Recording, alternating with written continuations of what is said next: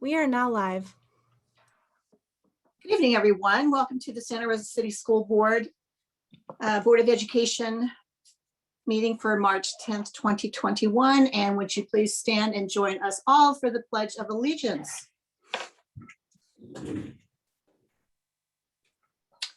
Nice and loud. All right, nice flag.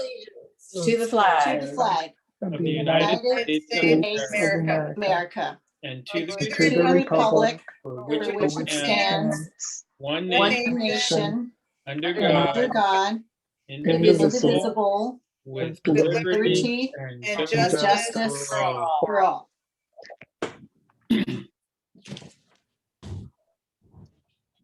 Good evening, everyone. We are happy to be here tonight, especially as we really have been talking about return to school, opening up school, vaccinations, governor legislation, so many things happening, and thank everyone for hanging in there with us. Thank staff, thank parents, thank students, and everyone's just at their wits' end because it's really an anniversary, right? It's a year, and who knew when we closed right before spring break last year that we were still going to be talking about it now, and here we are. And I just am so grateful, and I know the board is completely grateful for every single person in our community who's really contributed. And it's not just in education, right? It's in every sector of our economy, of our social fabric, and how we hang in together. And, you know, knowing who's been most hurt, who's kind of slid through it, and who's gotten sick, and who's lost loved ones and lost lives. So unbelievable. Here we are, another board meeting, and we will do our share in the world with integrity, with honesty, with transparency, with love and care. So with that, let's get this done. We're trying to get it done by 10 o'clock tonight. We are really talking to ourselves to like get there. So first of all, report of actions taken in closed session. We had two, and they were numbers 2020/21-51 and the other one 2020-21-45. And board members, do we have any statements of abstention?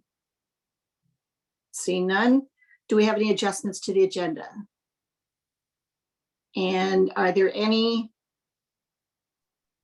President Fong? Yeah. I would be more than willing to do my return to school update in the superintendent's report, during my superintendent's report, if that's okay with the board.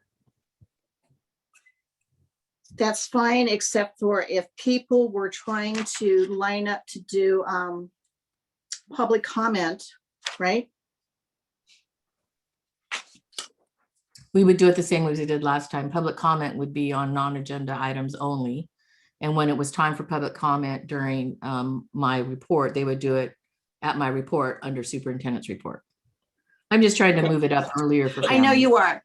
And I'm just going to say, thank you for that, but no, because I think that some people might be timing this and they know our meetings and they know that if we're having awards and stuff, so they don't have to tune in for another 30 minutes maybe. And so they may not be ready for that. That's all right, Diane, superintendent. So because I want to make sure we have public comment because I know people it's important to them. So we'll just keep it short on your agenda item, right? Yeah, I won't have a superintendent's report then. Okay, that's fine. All right, got it. Anything on consent?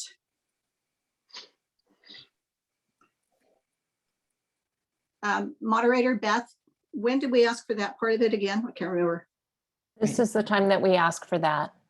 So if there are members of the public who would like to comment on items that are on the consent part of the agenda, the F items, please raise your hand now and we will jot down your name and the item number, and we'd have to pull that item to talk about it later.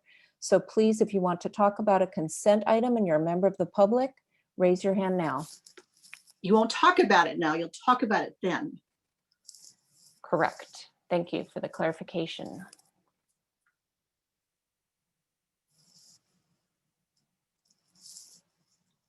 And I see Mrs. Cecil has her hand raised. Mrs. Cecil, I am going to move you over to talk. And if you could please just tell us the number of the consent item that you want to talk about later in the meeting.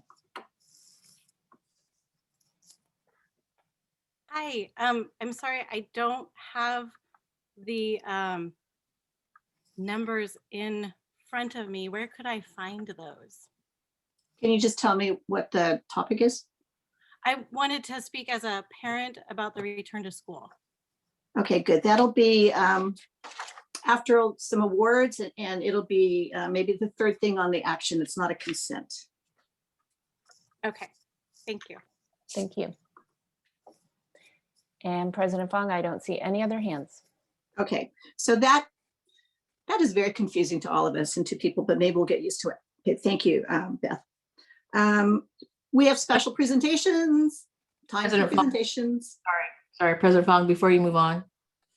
I think just for the record, we should probably go back to reports taken out of closed action. And my suggestion is that please read the actual resolution that is in the item C2.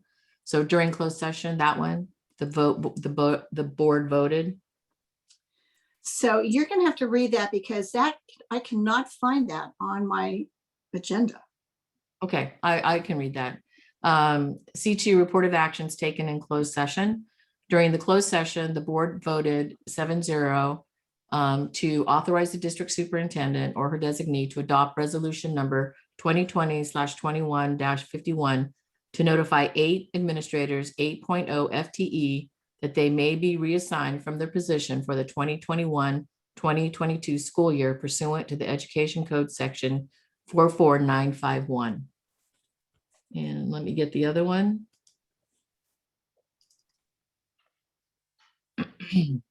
The board voted 7-0 to authorize the district superintendent or her designee to adopt resolution number 2020/21-45 to notify 1 or more temporary certificated employees that they will be released at the end of the 2020-2021 school year. Thank you. Thank you for that. I don't know why I didn't have that anywhere. All right, so we are going on to awards.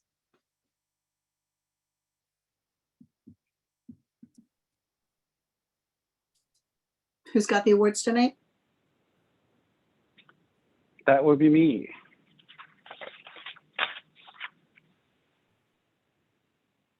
Do we have a moderator presenting the awards or no? Yes. So Adina and Adina. So first up, we have Santa Rosa Charter School for the Arts. So I will be moving over our student, and that is Talia Brayton.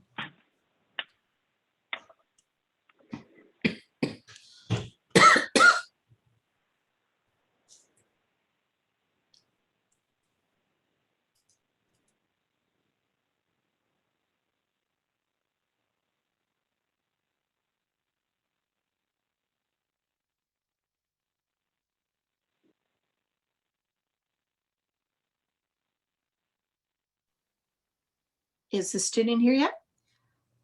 Hey, there we are. Yay! Is it Talia or Talia Brayton? Can't hear you.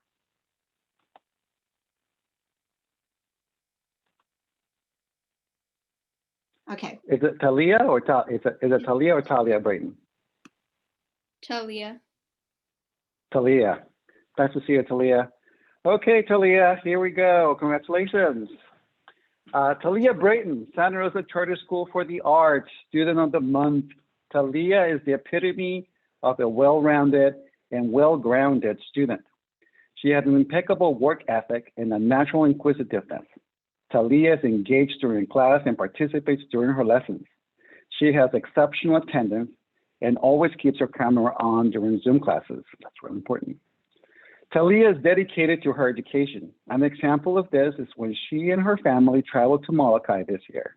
In spite of the time change and being in a fabulous location, she attended all her distance learning classes, even though her first classes require her to log on at 5 o'clock in the morning. Talia regularly stays on Zoom meetings after the class is sent off to do their asynchronous work.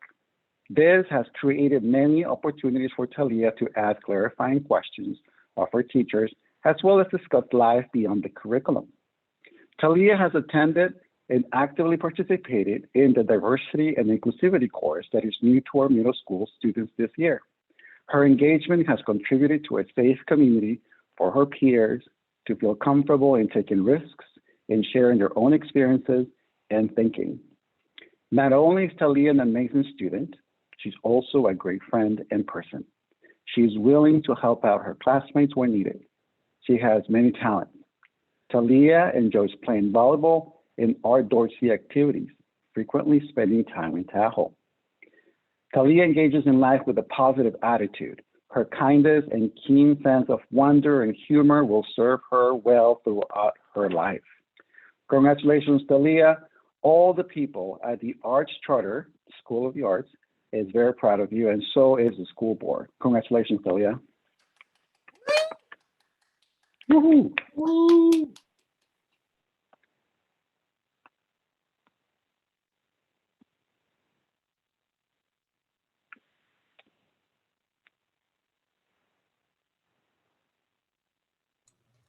And next up, we have our certificate employee, Melissa Wild, and she's on her way over.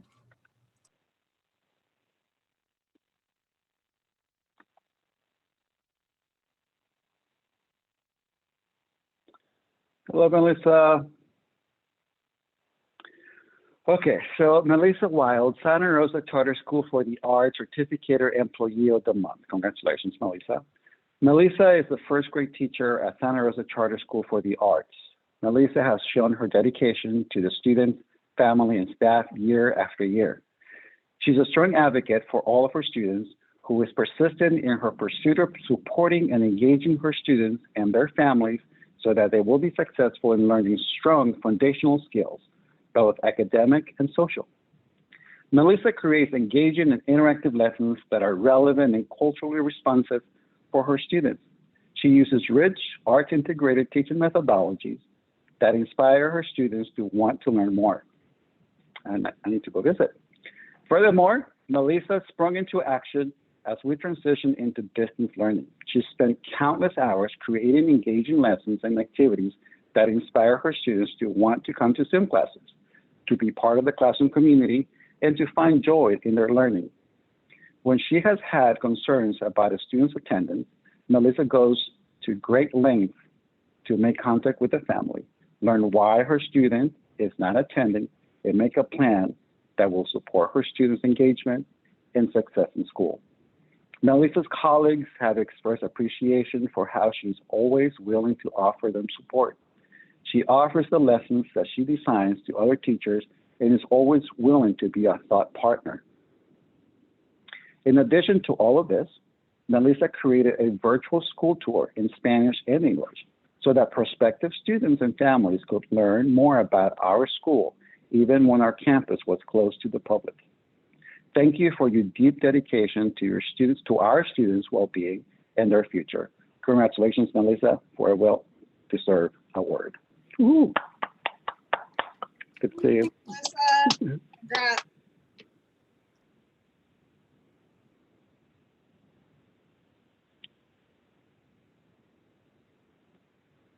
Okay, next up, we have our classified employee, Cynthia Parkhill, and she's on her way.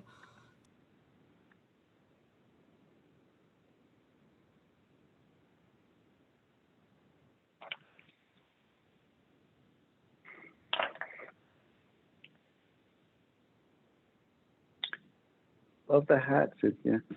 Hi, Cynthia. How are you doing? Good to see you there. Cynthia Parkhill, Santa Rosa Charter Schools for the Arts Classified Employee of the Month. Cynthia Parkhill has several roles at Santa Rosa Charter School for the Arts. She is the school librarian, instructional materials technician, and a yard supervisor. Cynthia is a pivotal member of our team who cares deeply about our community and school. Cynthia has gone above and beyond for students and staff this year. As we moved into distance learning, Cynthia set to work recording read out loud videos for our students to access online. She also launched a virtual reading club for students to attend on a weekly basis. Cynthia engages students with reading challenges and has visited Zoom classes to teach students how they can access books from the public library. Furthermore, Cynthia played a key role in the Arts Charter School-wide participation and conversations in common this year. Whew, that's a mouthful. In addition to all of this, Cynthia organizes the instructional materials teachers wish to distribute for our distribution days and is out there with a smile as she helps to distribute the materials to students and families. Cynthia is willing to help in many ways. She is extremely organized and impressively responsive. Cynthia has been pivotal in managing our distribution of technology, meticulously cataloging every device. When a student's family requests replacement technological tools, she has materials ready for exchange or pickup in record time. She does all of this with professionalism and courtesy every time. As one staff member stated, Cynthia has knocked it out of the park during distance learning. Thank you for your dedication and hard work, Cynthia. Congratulations, you deserve it. You deserve this. Congratulations from the school board. And I love the hat, by the way.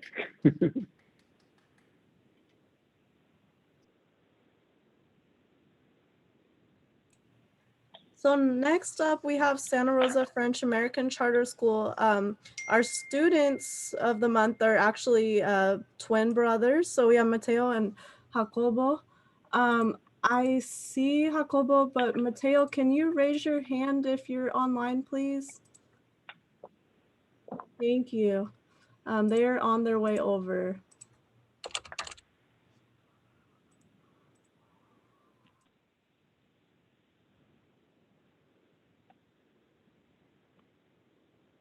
Oh, there they are. Hello there, Mateo and Jacobo. How you guys doing? Doing well? Yeah. Doing good? Good. Yeah. Okay. Okay. Mateo and Jacobo Esquivel Arango, Santa Rosa French American Charter School Students of the Month. Positive attitude, cheerful, resilient, active learners. These words from SR Facts teachers describe both Jacobo and Mateo Esquivel Arango, inseparable twins who are equally deserving as Student of the Month. Mrs. Sullivan says they represent what it means to be a student at SR Facts. I can count on them to participate in whole class discussions and small group work. They naturally take on leadership roles in small groups and lead their group in quiet authority. From Mrs. Darrow, these students have shown their adaptability and flexibility transitioning into distance learning flawlessly. Jacobo volunteered to help go through his packet assignments when I lost mine during the fires and offer his family's help. These students perform at high academic levels and their writing progress and motivation continues to impress me. For Mr. Teeb commented, Jacobo and Mateo always show a positive attitude with classmates and group projects. The smile they have on their faces every morning makes you feel better. They are loved by everyone because of their kindness, empathy, and the support they give to their peers. I am proud to be their teacher. Mateo likes to talk and play video games. His life goal is to be an architect or an engineer and work for NASA. Wow. Jacobo loves to draw, cooking, and reading books. He would like to be a chef and makes pancakes every morning. Ooh, okay, I need to go visit. Jacobo and Mateo began SR Facts as Spanish speakers and lead fluent in Spanish, English, and French. These students exemplify successful SR Facts students. Felicitaciones, felicitations, congratulations, Jacobo y Mateo, on a well-deserved recognition. Congratulations. Felicidades. Cute.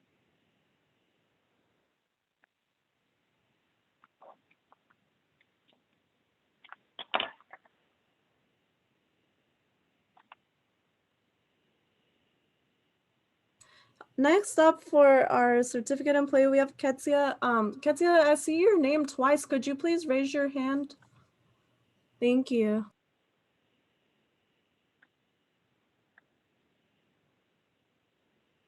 And she's on her way over.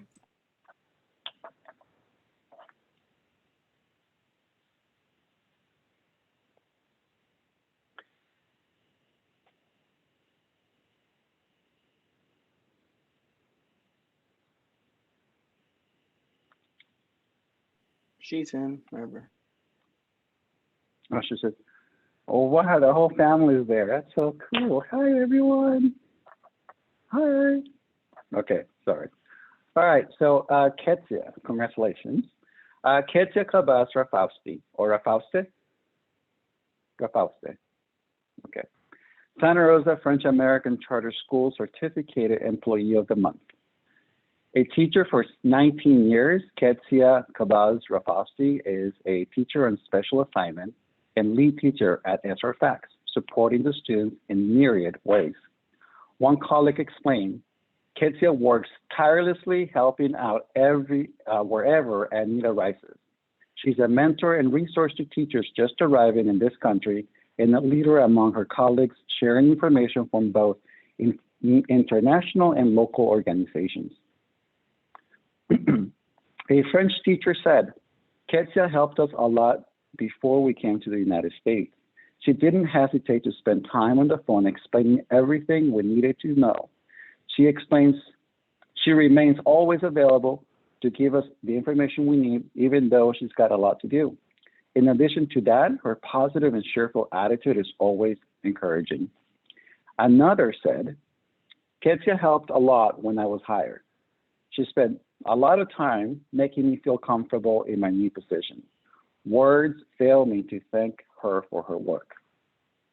When asked about teaching, Csea reflected, it is the process of teaching and seeing students' progress that I enjoy the most. Passionate about plurilingualism, she is our site expert. Csea is a musician and above all, a single mother of 3 wonderful children. Hi there.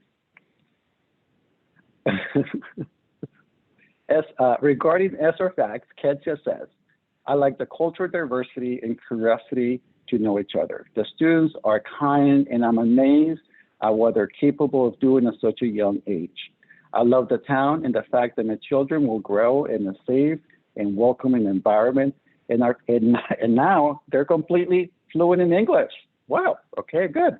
Congratulations, Csea, on this well-deserved recognition. And hi, everyone. Congratulations.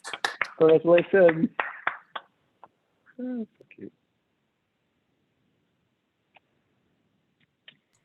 And our last employee to be honored is our classified employee, Angel Bigelow.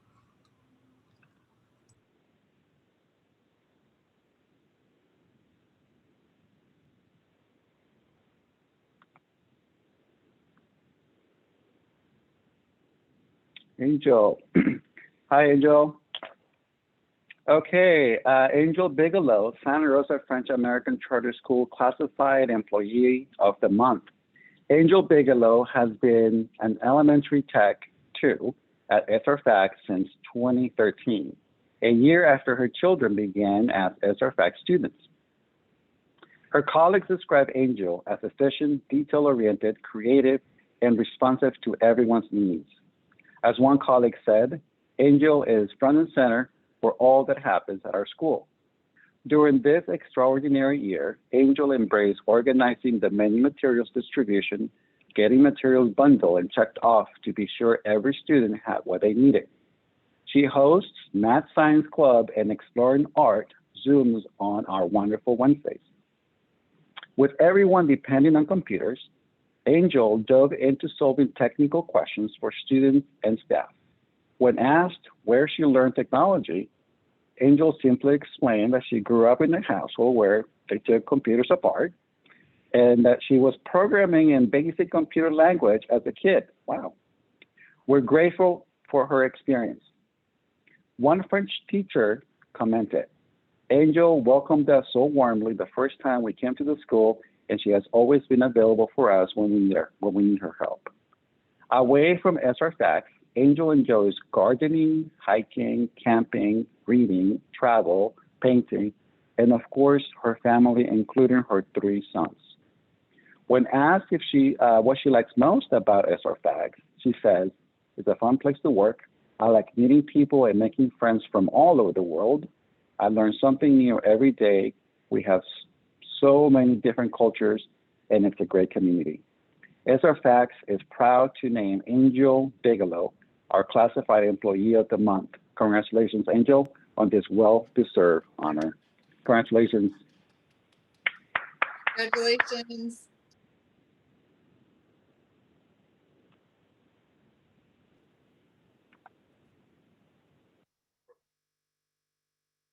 And that is it.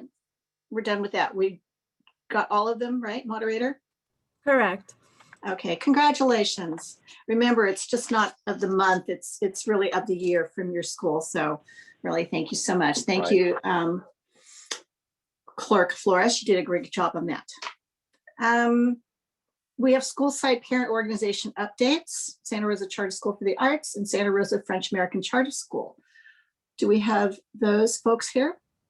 Yes, and it will actually be, although Santa Rosa Accelerated Charter School did not participate in the awards portion, they do have a parent report this evening. So we'll have one for their site as well as Santa Rosa French American Charter.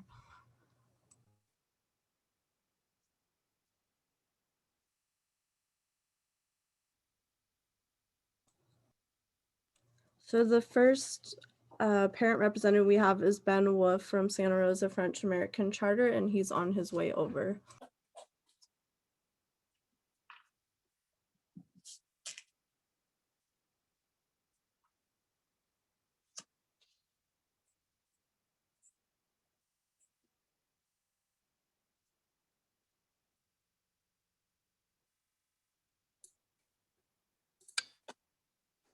Okay, got it all set up. Hi, good evening. Thanks for having me here. Superintendent Kitamara, thank you. Members of the board, thank you. District leadership, thank you.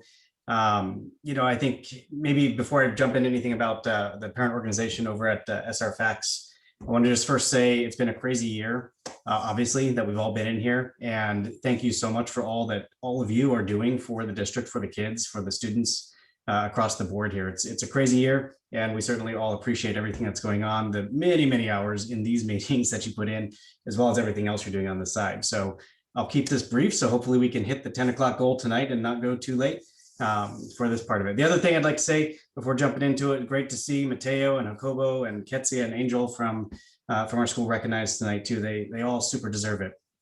So really great to see that. So, okay, so my name is Ben Wolf. I'm a parent with two kiddos at Santa Rosa French American Charter School. One in TK starting this year, and you can imagine the challenges of a TK kiddo starting French immersion over Zoom. A lot of challenges, but it's been great to see the progress that he's been able to make on that. And then also a fourth grade student in the school.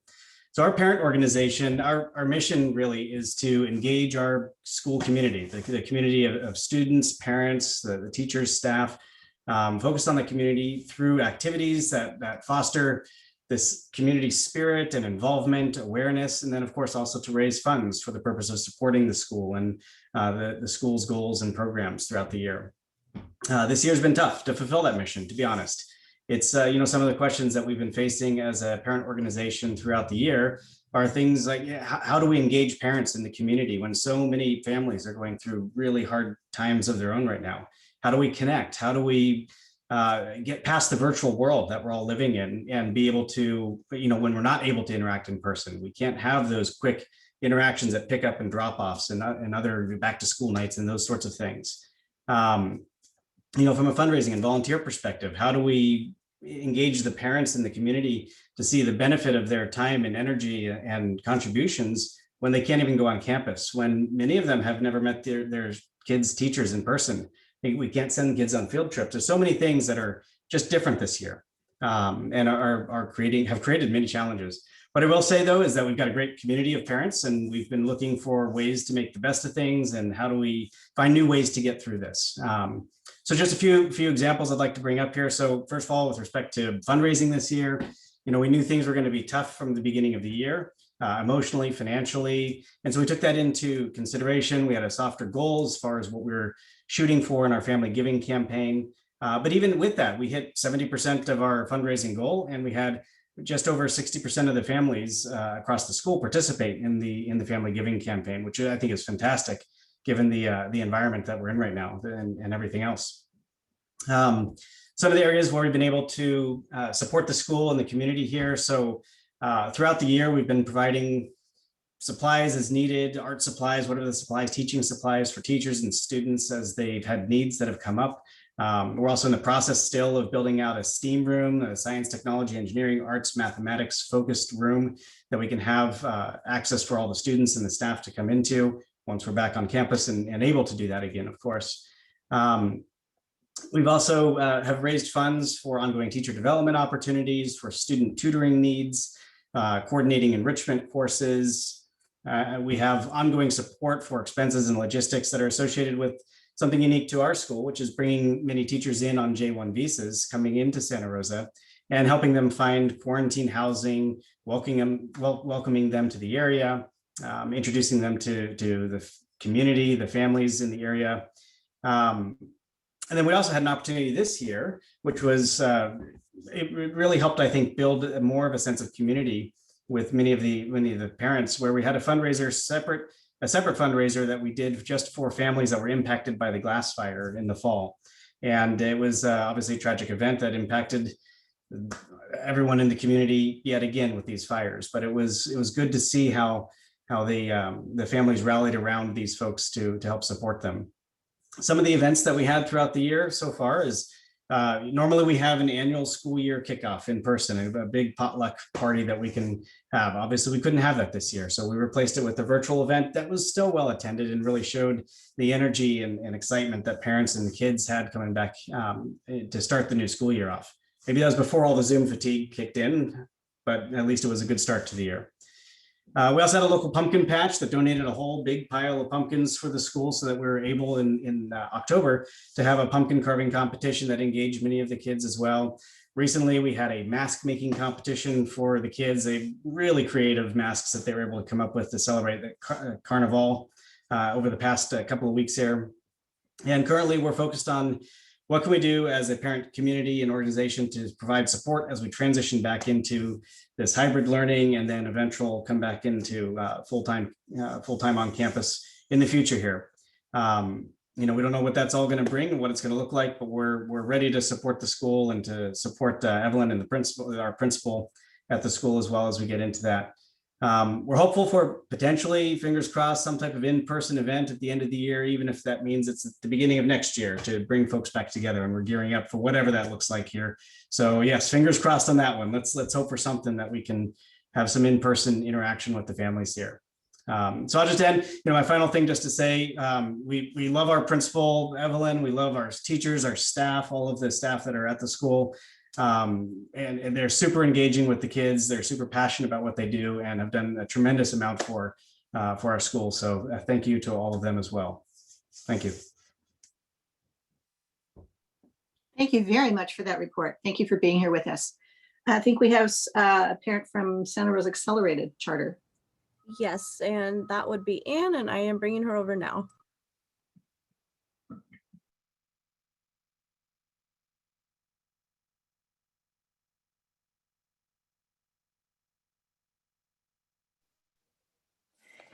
Good evening, Superintendent Kitamura and School Board.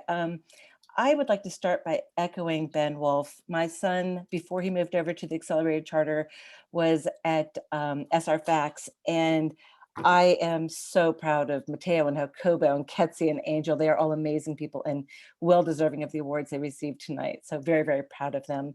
And also, thank you for everything you are doing. Ben said it very, very well. I just want to give you a quick update. I am the co-president of our student faculty parent organization. That's not too much of a mouthful. But to start this year off, to ensure everyone felt welcome during distance learning, we kicked off the year by designing and purchasing a specially themed t-shirt for every student and staff member.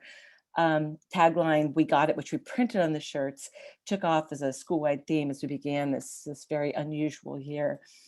And, like we see here tonight, virtual board meetings became our standard.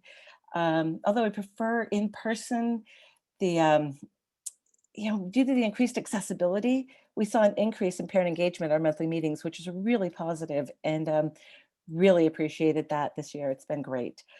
We haven't been able to do those things we normally do. We haven't been able to conduct campus cleanups and holiday parties and throw gala fundraisers, support field trips or sixth grade camp. Instead, we've supported our teachers and staff by helping out with virtual orientation. We've purchased needed supplies, staffed supply distribution days, And just last night at our meeting, we approved the purchase of yearbooks for every single student at the school. So it's been a strange year, and but one that, due to its extraordinary circumstances, may allow the SFPO to create a substantial and lasting impact on the SRAX campus. Due to our reduced spending over the course of the past year, we find ourselves in the position of needing to find impactful ways to spend the various generous contributions of our families. They're currently looking at upgrading outdoor tables and benches where students eat and relax. And additionally, we are researching and considering funding a sizable and exciting request for a permanent greenhouse outdoor classroom. It'd be a long-term project requiring infrastructure considerations. And when it's completed, it would positively impact the school's educational opportunities for many years to come. We are incredibly excited about this opportunity. At SRAX, we are blessed with amazing teachers, staff, and administration under the leadership of Mr. Ed Navarro. And we look forward to working together to finish out this year as strongly as possible. And maybe even with an in-person promotion ceremony for a 6th grade class.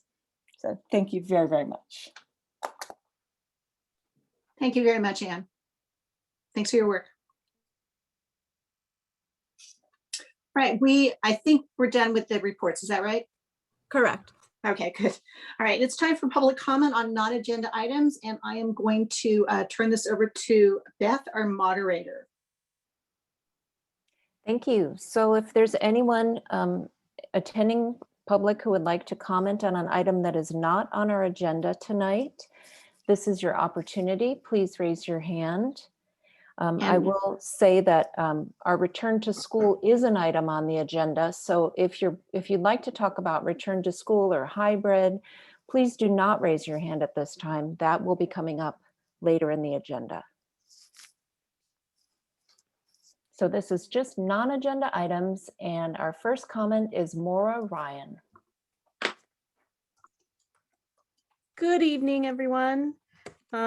I just wanted to express my gratitude and thanks for Director Flores attending the Special Education Community Advisory Committee meeting last night.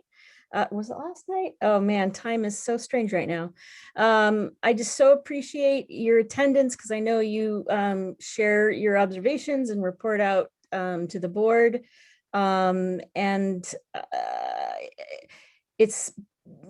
I've been attending that meeting for like maybe 20 years now, and it's only actually with our current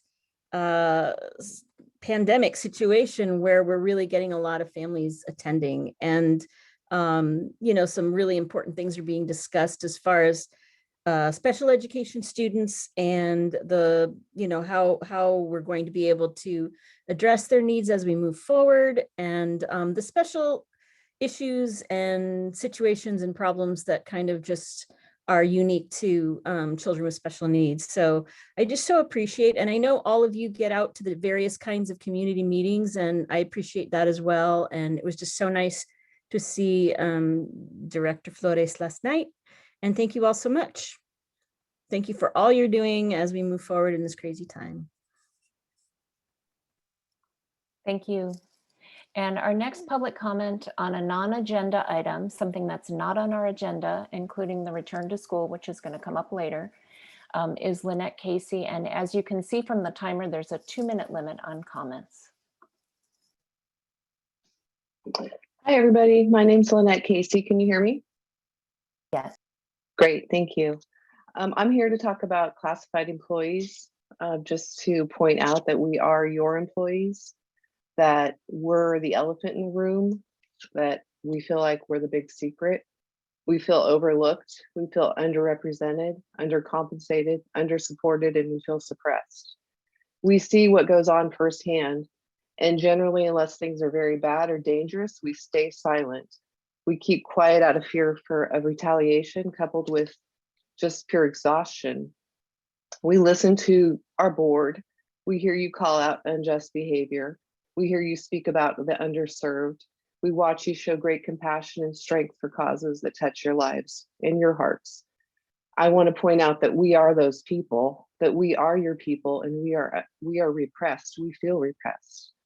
Sorry about the crackling in my voice. Many times we've tried to stand up for ourselves, and it's hard. It's hard to muster up the energy. We've not been recognized and we go unnoticed, and we get asked more and more of ourselves. We get asked to do more. So we stand at the back of the line and we wait. We're made promises, we vote, we feel hopeful, but then again and again, nothing changes. We're not asked, we're not heard, and we're not listened to. We are your front line. We are the first stop and oftentimes the last stop. We face the students, we face the family, we face the communities and the administrators. We're professional, we're patient, we're compassionate, and you rely on our knowledge and our skill and our judgment every day.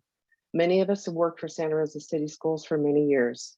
You may ask why. It's because we love our students. We love your children. We love supporting them.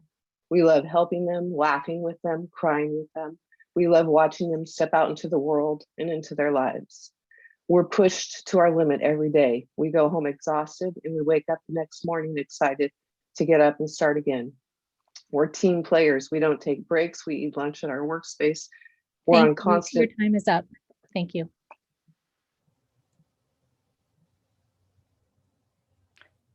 Thank you, Ms. Casey.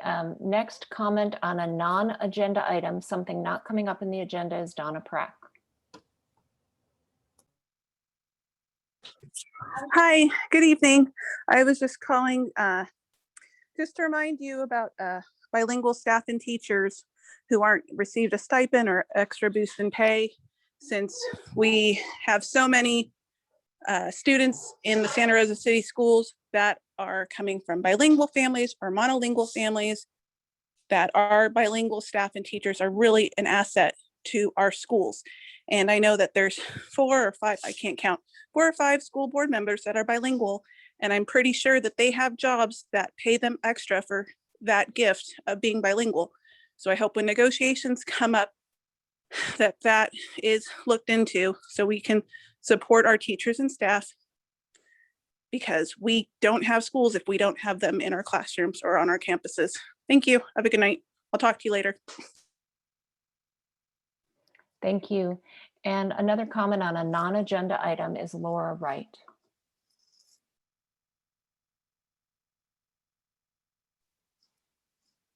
And President Fong, it looks like Laura needs to be promoted to panelist to comment. Is that all right with you? Yes, let's do that. Thank you.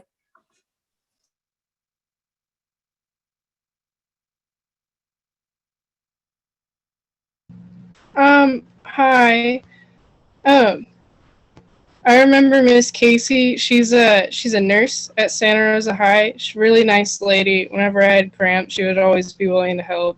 Really nice lady. But I don't know about y'all, but you should pay the teachers maybe a little bit more. Like, this has been an issue since my freshman year. It really shouldn't be an issue still. Like, I know funds are low and all with like California raising the pay, and then economically that just raises the prices of food and everything else. But I don't know. Like, even if money's not like well to go around, like maybe like a quarter like of a raise. Like, it's not much, but it's something. All right, that's it. Later. Thank you, Laura. Thank you. And that ends our public comment on non-agenda items. Thank you to our callers. CSCA report right now. There will be no report this evening. And we have an SRTA report, please.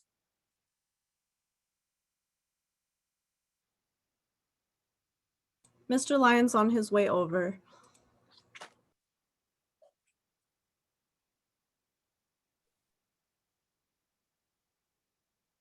Hello, President Lyon.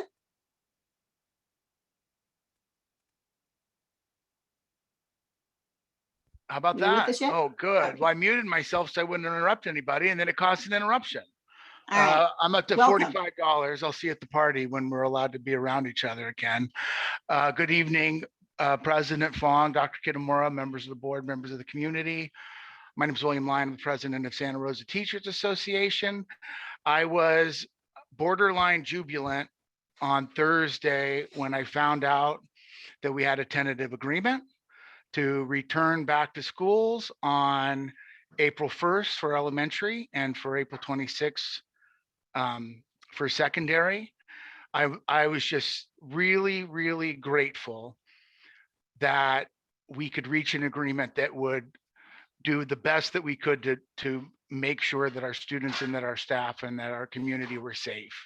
And I was worried about it because Governor Newsom made an announcement on Monday that we could go back in without an agreement, in purple, without vaccines, in a way that was pretty scary for me. And that happened on Monday, and then on Thursday we got an agreement that locked in as safe as we could get. It really just touched my heart. I'm so grateful that from March 13th until right now, we can stand in solidarity with our union and our school board and our district office, that safety comes first. So I'm really grateful for that. There's a lot of work that we have to do between now and then to get it right. We had a forum yesterday with our members. Over 200 members showed up, and it went for 3.5 hours. And they asked 1.2 gazillion questions, most of which the answer is, we're going to do our best and we're going to work on it. There's just no way to know exactly how it's going to go until you get in there, because it'll be the third time in a year that we're going to reinvent education in our district. But I came away from that, again, grateful that our members understood that this is an upgrade in safety, even from the MOU we had this summer, which was lauded as a very strong MOU. And I'm like legitimately touched that how important it is to our teachers and to our members to do right by kids. And we're going to do whatever it takes. I think we are going to teach kids how to do an air hug, because they're going to have masks on and they're 6 feet apart, but we still have to love each other, right? We have to lead with love. So it might look different on different campuses, but when you have the mask on, you can really only see the eyes. So it's important that you really big eyes, and you squeeze tight, and you stomp your feet a little bit, and you vocalize, because they miss a lot of the body language. You just look right at your friend and you say, I love you, I miss you. And then you look at your next friend and you do it again. And maybe we'll have other, maybe it'll be Wakanda forever, or maybe it'll be air guns. Again, big eyes, shoulders up, right? You have to really sell it, and then just sell them, just say right to them, I love you, I miss you, I'm glad to be here. We're going to work it out. I don't know what it's going to look like everywhere, but we are going to lead with love, and we're going to do everything I can to make our kids safe. It's important to note, it's a big dial to the left on the connection over content. This is the kind of the cornerstone of this agreement, is that we know that our kids need to be around other humans. And we know that a hybrid model, they're going to get 2 touches a week with that teacher instead of 4. Right? But those 2 touches we think can be more meaningful, because they're going to be around other kids. And we know we are making plans so that the kids that are staying distant they're going to be protected too. But we just really have to give ourselves a little bit of grace, administrators, teachers, parents, students, that we're really working on connection over content. So I just thought, as messy as it may be, it was never going to be an easy, perfect year. I'm really grateful that we have that.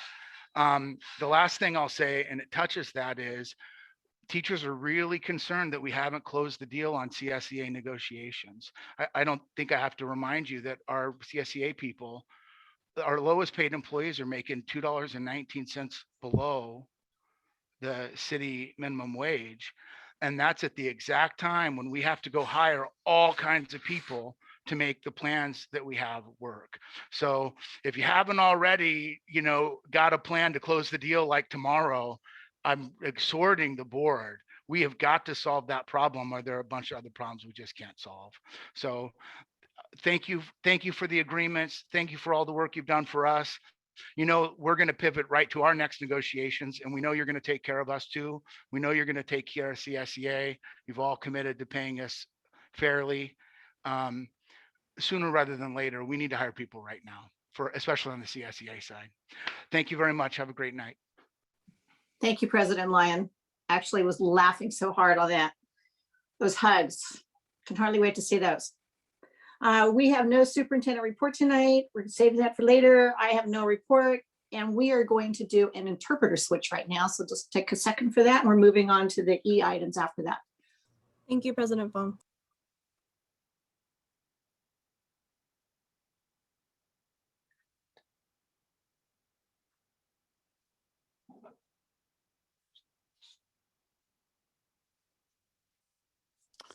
Thank you.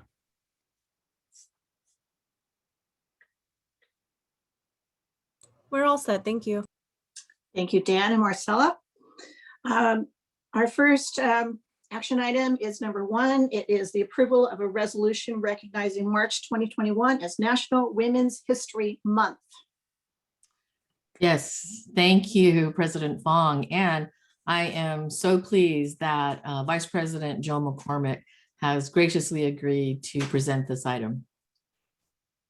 Thank you, Superintendent Kitamura.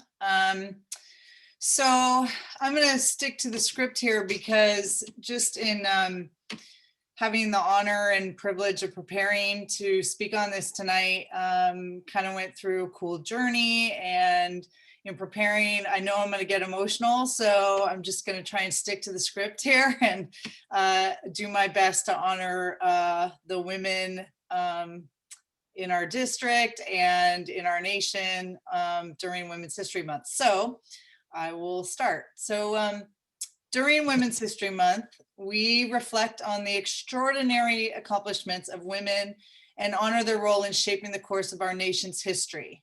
I guess we could say her story. Today, women have reached heights their mothers and grandmothers might only have imagined.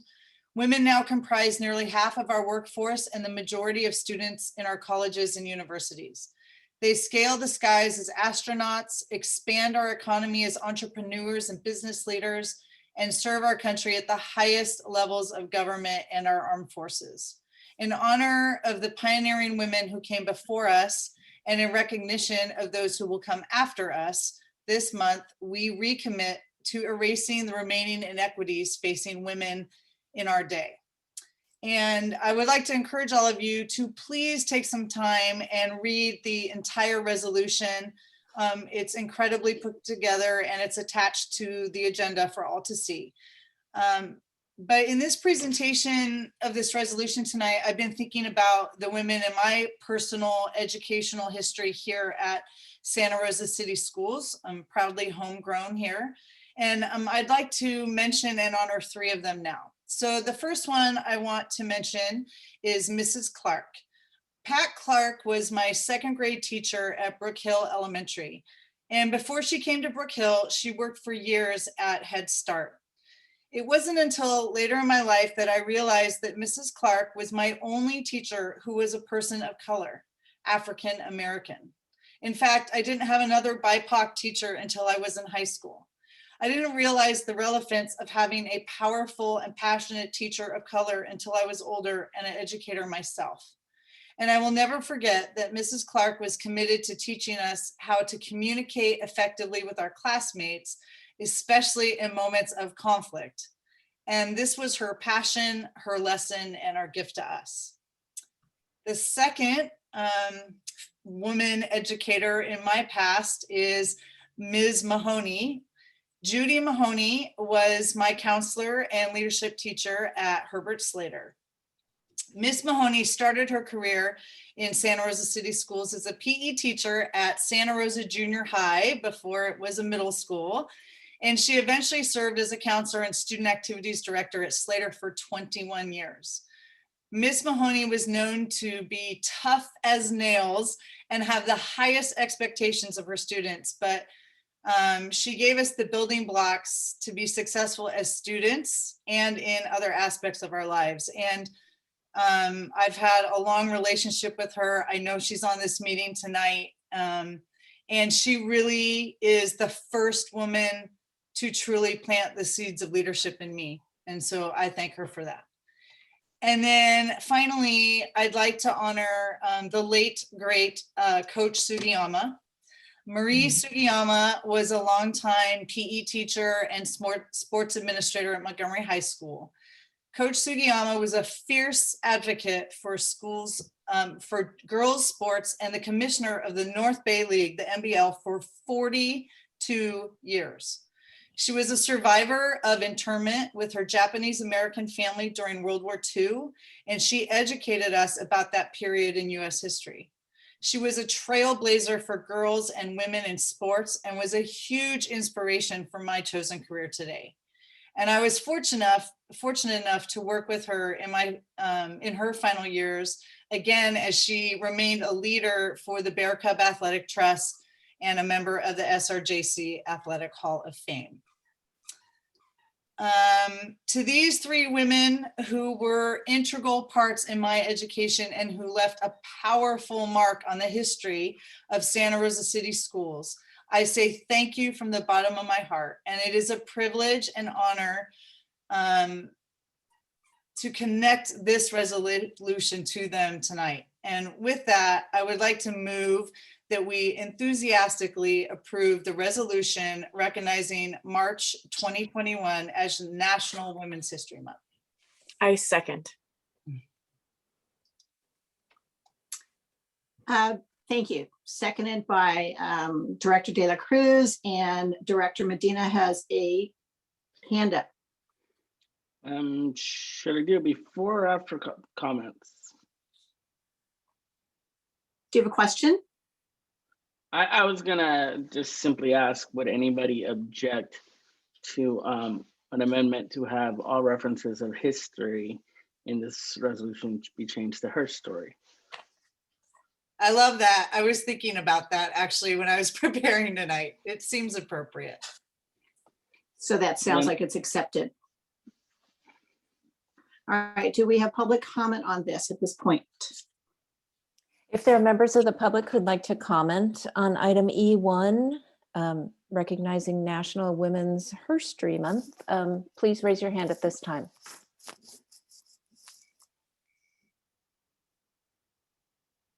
And there are no hands raised. All right, bring it back to the board. Any other discussion? We do have this moved by Vice President McCormick, seconded by Director De La Cruz, with the amendment accepted of Her Story Month. Let's call for that vote. Director Lopez. Aye. Director McCormick. Aye. Director De La Cruz. Aye. Director Manieri. Aye. Director Sheffield. Aye. Director Flores. Aye. Director Medina. Aye. President Fong. Aye. Thank you, everyone. Thank you. I too. Anyway, sorry. The next time. All right, the next item is an action item, resolution declaring March as Arts Education Month in Santa Rosa City Schools. Yes, and I am going to turn it over to Dr. Guzman to present this resolution. Thank you so much, Superintendent Kitamura, President Fong, members of the board. And I'm actually going to turn it over to Director Evans, who'll be presenting tonight.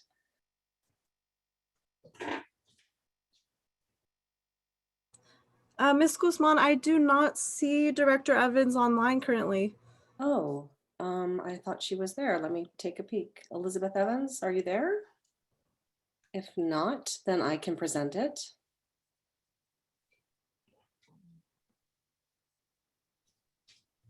I don't see her. Okay, then I will go ahead. Thank you so much. Like Vice President McCormick, I too will be reading. California Arts Education Month celebrates arts education, which includes dance, music, theater, literature, design, and various virtual arts. These experiences encourage creative learning in children and young adults. A well-rounded education should include the stimulation and creative thinking that the arts help to develop. It is important that we recognize and celebrate the essential role of arts education in our schools, and Arts Education Month helps communicate that intrinsic value. You can see some of the ways in which we have been supporting arts and are continuing to do so, even in distance learning. We obviously have our ongoing partnerships with the LBC, and we're super excited to also again provide the Mariachi and Arts Camp this summer. We did apply and received a $1.48 million grant, and we've been expanding the Elementary Music Blitz program since 2018.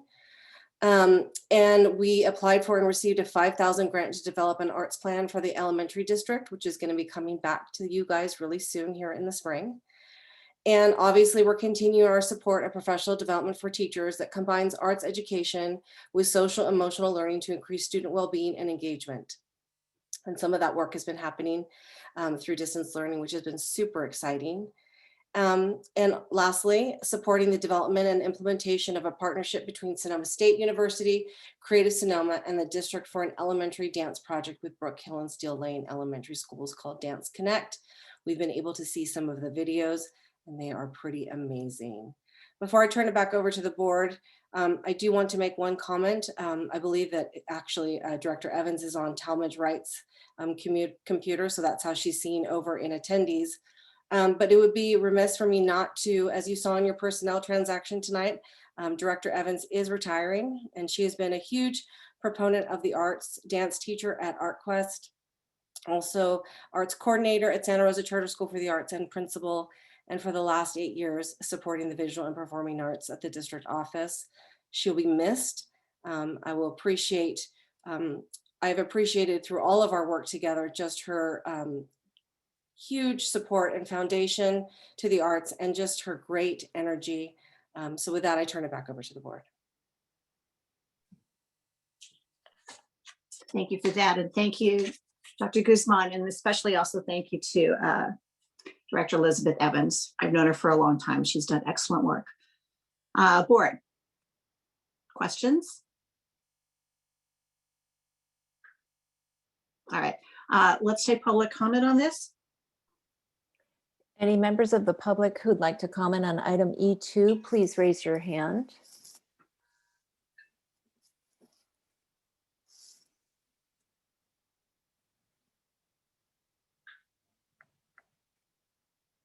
There are no hands raised. I'd like to move to adopt the resolution declaring March as Arts Education Month in Santa Rosa City Schools. Second. Oh my goodness, too many seconds. I'm just gonna pick somebody. Was that Director Manieri? Yes, please. Okay. I think we all know that a lot of reasons why kids come to school is not because of math. Sorry, math teachers. They come for the arts, right? And athletics. So for arts, for sure. It's a place for them to call home. And I'm glad for this. All right, let's call for that vote, please. Director Lopez, Aye. Director De La Cruz, Aye. Director Manieri. Before I say aye, I just really want to take a moment to thank my music teacher from Elsie Allen High School, Mr. Thompson, and also remember Mr. Jan Farron, because I found a home at Elsie because of their music program. And I know a lot of students, like you said, Dr. Fawn, that's why they go to school. So I'm really excited for this and really want to honor them right now. And aye. Director Sheffield. I want to say that I just love that even though during the pandemic, our elementary kids, our kids are doing art. My boys are very engaged. It's keeping us sane in this household. And so enthusiastically, aye. Director McCormick. Aye, go arts. Director Flores. Aye. Director Medina. Aye. President Fong. Oh, I just got somebody said I didn't give them a chance for discussion. I didn't see any hands waving. So everyone's just taking this time. I'm going to take this time too. You know, we've really given shout outs to people who are to staff who are using, you know, the tech tools that they may have never used before. We have to give a special commendation to our performing arts teachers who are really, how do you put a band on the Zoom, right? How do you do performing arts? And they're doing it so well. When I see them, I'm emotional and I'm so grateful. So thank you to our staffs who are doing that in the performing arts. Zoom practicing, Zoom band concerts, Zoom dance concerts, everything. And that would be an aye. Okay. Arts Education Month, it should, you know, all these months are really 12 months, right? This is your special time to get a little bit of love and care. Thank you, everybody. We are moving on to item 3, and it's a discussion, and this is in Diane Kitamura's court, return to hybrid in-person school update, and we are waiting with bated breath to hear this. Well, thank you, President Fong, members of the board and the community. I am first going to start out by talking about how I would call it relieved. I feel with the legislature passing the $1.9 trillion federal relief for COVID. And our President Biden, who will, I know, sign it tomorrow, I think, or Friday. And I say that because all of the things that we've been doing to get ready to reopen was really on a wish and a prayer that we'd have the funding and the support to do so. We know we've gotten monies from the federal before and from the state, but the magnitude by which it takes to return children to school during a pandemic is so complex and multi-layered. And you can see it in our MOUs. You can see it with the number of questions we get. So I didn't want to start this presentation tonight without first really giving thanks and gratitude and a relief that funding will come through for us, because it is going to help us tremendously. So I just wanted to start with that. I'm going to actually, before I put up our readiness chart and I want to talk about our verification chart, I want to give some, and it's the first item on here, negotiations with our bargaining units.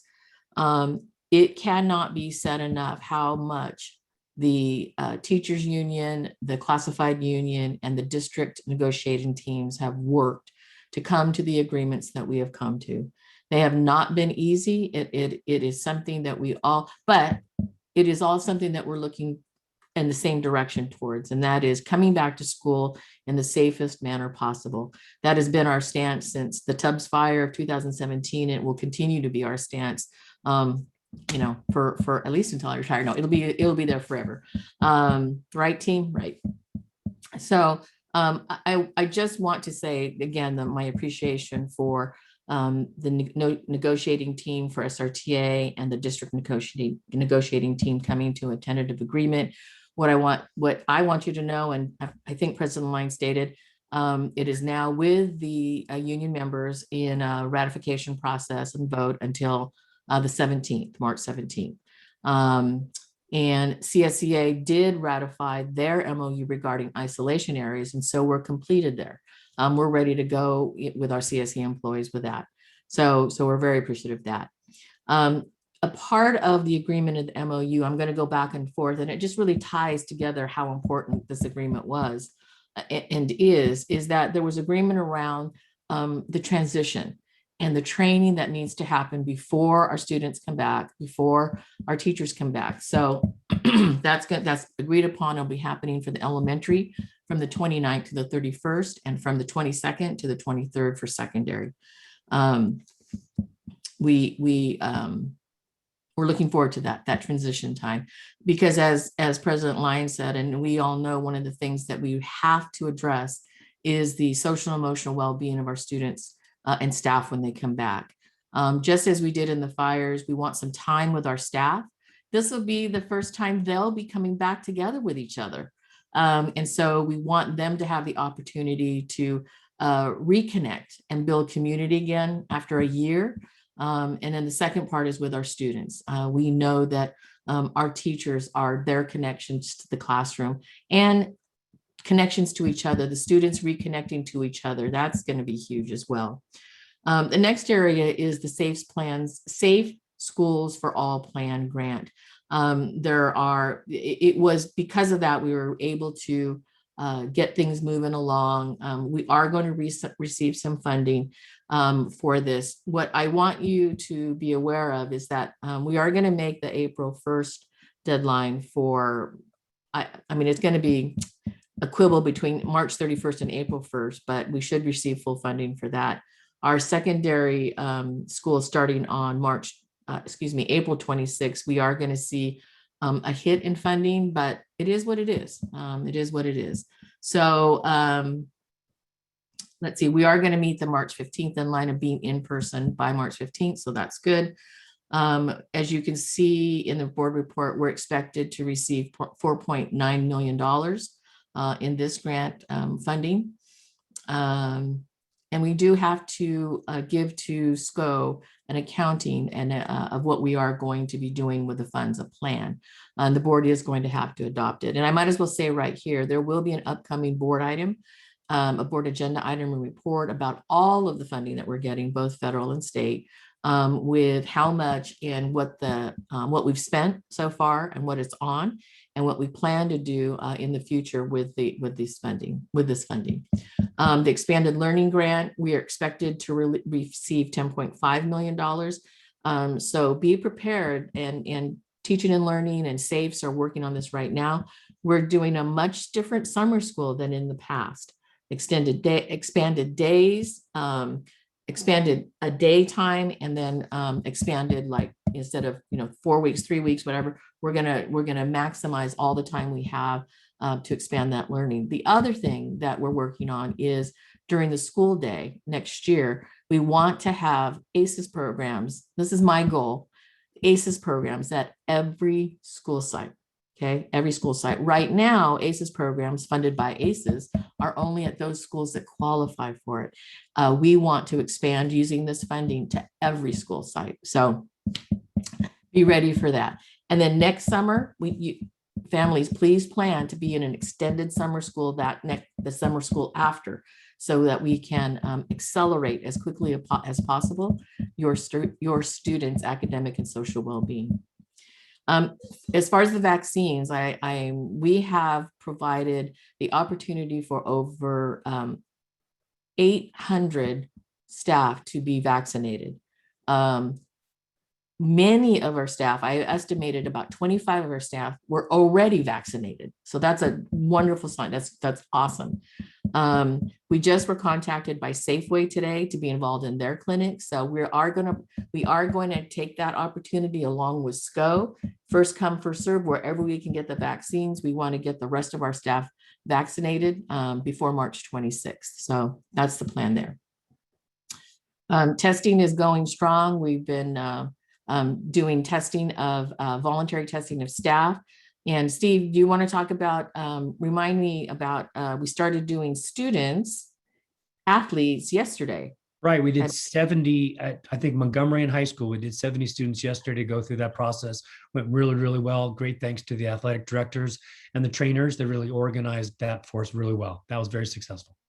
Great. And then we've had adult staff do the voluntary testing as well, correct? We have, and we're reaching out to every school site in the next week. Every school site will have the opportunity. That's voluntary, but we have everyone at every school site are stepping forward.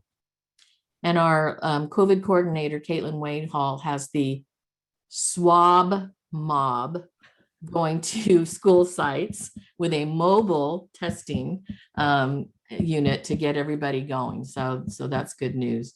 Okay, I'm going to just show you so that we can complete full circle, and I'm going to share my screen.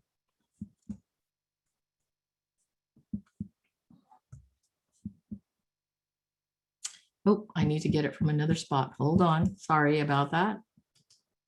I'm going to actually show you my dashboard, and I'm going to share my screen. And I know President Fong, I'm going over my 5 minutes, but I know how I can do this in 5 minutes. Okay. No, you get all the time you need. Okay, thank you. All right. Well, I'm going to have one of my colleagues help me find it because I can't find the one that I edited to add another week on it. So Rick, can I bother you to find that for me while I go to the next piece I want to show you, which is the COVID safety site verification form that was a collaboration between SRTA and SRCS. And it, share my screen and let me make it a little bigger. Can you guys see that okay? I don't have the ability to, I don't think, hold on, Zoom. Let me make it a little bit bigger. So both SRTA and SRCS we kind of just said, all right, the dashboard is the dashboard, but really what's most important, what was most important was verifying sites were ready for return in person. And so I think it's wonderful that the collaboration happened to develop these site verification forms. And Steve, I'm going to let you go ahead and explain and talk about the process. Since right now we're organizing the elementary schools, of course, before, so we can get on that. As you see there, we've got those positions, whether there's a site administrator, the SRTA rep, a CSEA rep, a parent representative, a school nurse assigned to the school site, and the custodial. And so then they're going to go through the checklist that was co-developed with Margie Brady Long, Tim Zolinardo, and Caitlin Wayhall. And you see little examples there under the categories. And many of these are kind of bits and pieces from our website, our readiness dashboard that we presented earlier. SRTA also was focused on a dashboard. And so we kind of combine many of those elements. We also cross-referenced our MOUs in live real time, like literally changing it as the MOU was in draft form, changing at the time. And so we were kind of making sure it covers all those bases. You see the categories there in each one. And so what the team is going to do is they're going to go and validate those categories in each time. And then through a consensus model, we'll agree on whether or not they think the site is ready or there's still something that's in progress.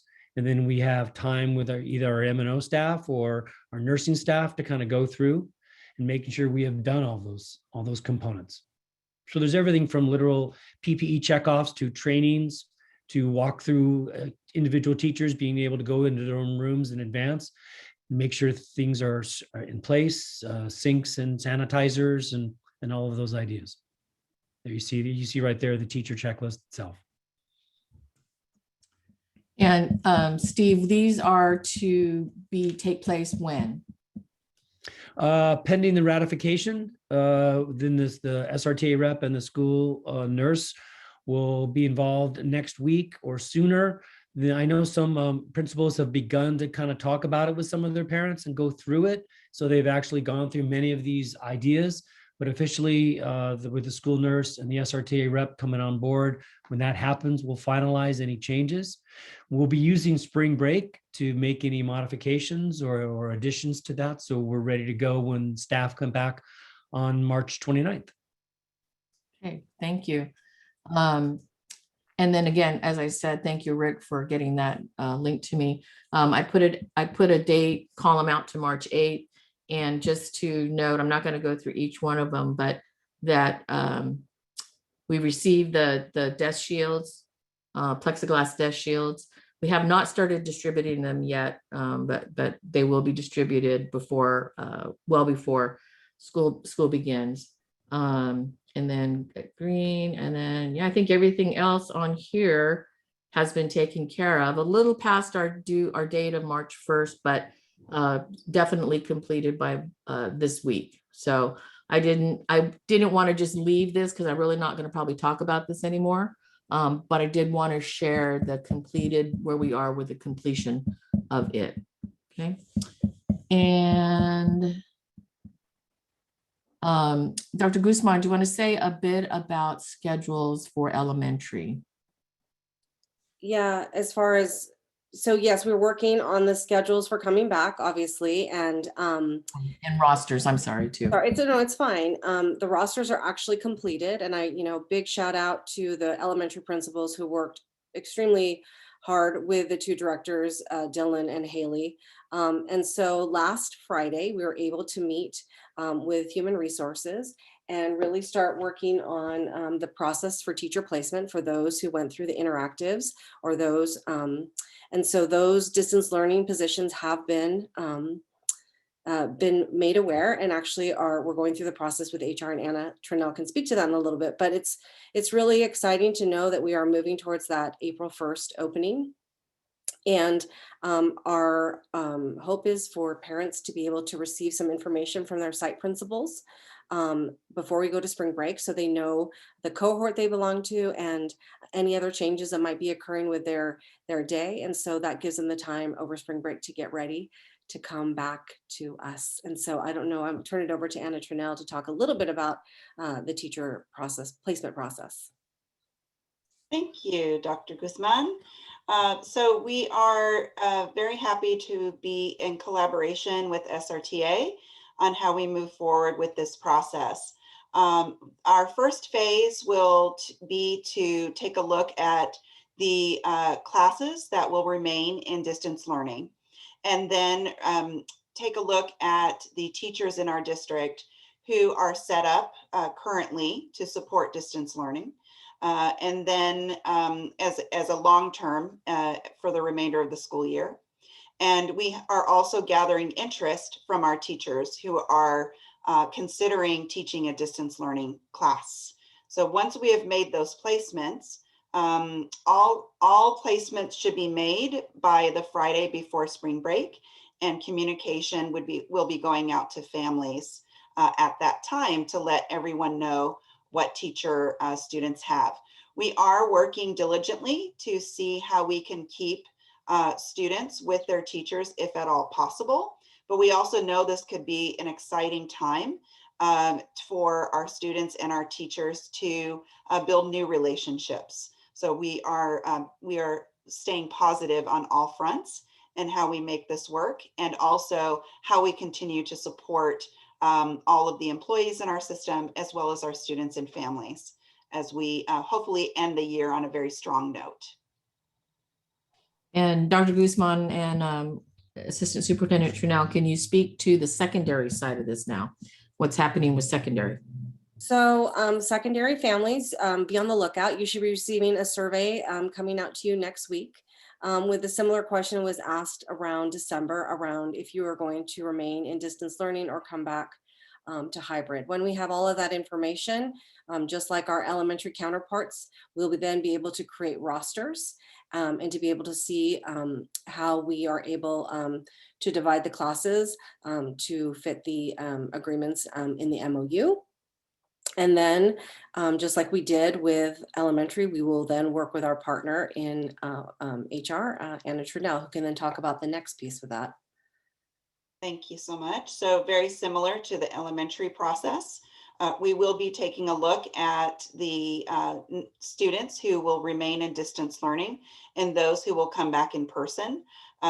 With secondary, we have to be also focused on particular kinds of credentials that our teachers hold, so that we stay true to the content and the focus of our courses, and also stay in compliance with credentialing and subject matter. So we will be looking at all of that, and we will also, if necessary, I say if necessary because I don't know the numbers yet, we will work through a posting process internally to open up opportunities for our teachers who would like to continue to serve a distance learning class. And communication will then go out probably 2 weeks after that process has finalized to our parents and families and students, so they know if there were any adjustments to the teachers on their schedule. Perfect. Okay. So that's really our update, as we are so excited to get to April 1st. I was asked by a reporter what school I will go to on April 1st, and I was like asking me to choose a child. I have no idea. I'm going to Zoom to not Zoom, this Zoom, but drive Zoom to as many schools as I can get to. The other thing I want you to know is that in partnership with DLAC, I'm going to have a parent forum on March 18th. It'll be in Spanish and English. And the major room, the main room, will be in Spanish.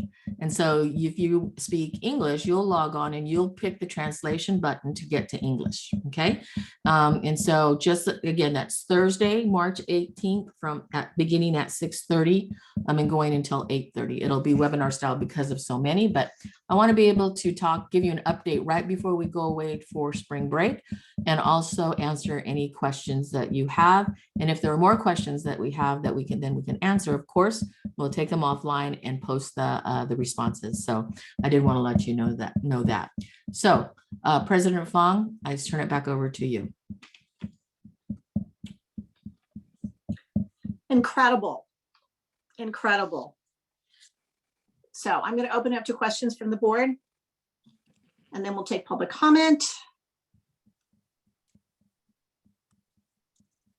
Director Sheffield. Just one quick question, and I ask a question every week, or at least for the past 2 meetings. Rick, we're still feeling good about busing. Things are good there. Yeah, I'm not concerned with general education busing. Perfect. And I know Steve and his team are getting the requirements for our special populations to ensure that they have busing as well. Okay. Steve, do you want to say anything to the special education busing? Yeah, just like Dr. Guzman said, the lists have been presented and created. We've done the same things for our ESN students, and those lists, those busing routes have been sent over to West County for routing. And we hope to be fully routed when we come back after spring break. Thank you, Rick. Thank you, Steve. Okay. Okay, no other questions. So we're going to open this up to public comment, and it's going to be 2 minutes. And we are going to, Beth will explain about our students who might want to speak first. Right. So I am going to lower all hands for public comment right now and ask that our students who want to give public comment on this item raise their hands first. And then I'll let you know when it's time for all others to raise their hands. We did this last meeting and it worked really well for students who had homework to do to be able to comment first. So hands are lowered. Any students who would like to make public comment on this item, E3, please raise your hands at this time. Students only, please.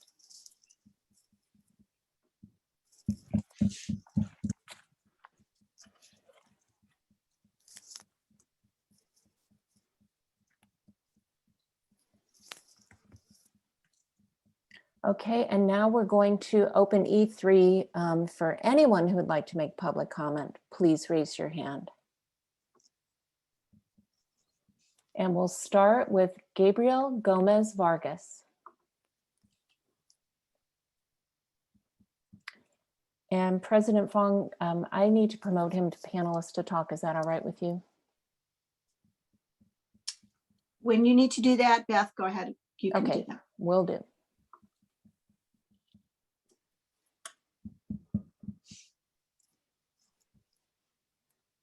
Hi, hello. I'm actually a student. I was just wondering, that list that Steve sorry if I mispronounced your name, Mizera was going over, I wonder if that's available to the general public, or if we can access that in any other way, for like the checklists that need to go through in order for schools to reopen.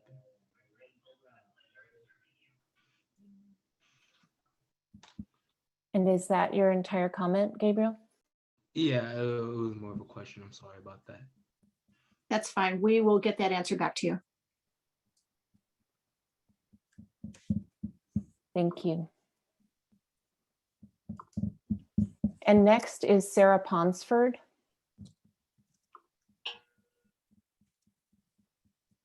This is actually Ella Ponsford that wants to make a comment.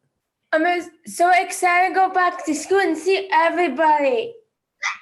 Thank you. Great job, Ella. Your teachers are going to be excited to see you too.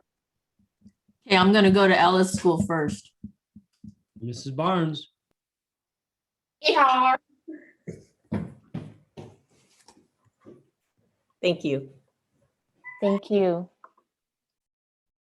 Next is Laura Wright.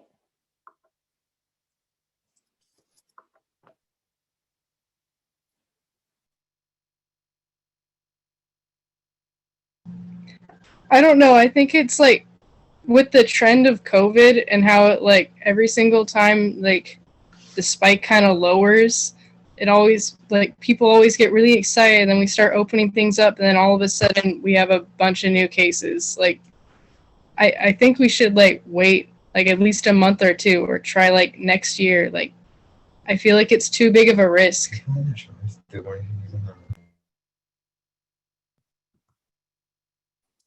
Thank you, Ms. Wright. Next is Mrs. Cecil. Mrs. Cecil, could you state your full name for the record, please? Yes, my name is Maureen Cecil. Thank you. Yes. Hi, I am a parent and I have 2 students in secondary, and I'm really worried about their schedules and what's going to happen to their schedules in this distance learning hybrid.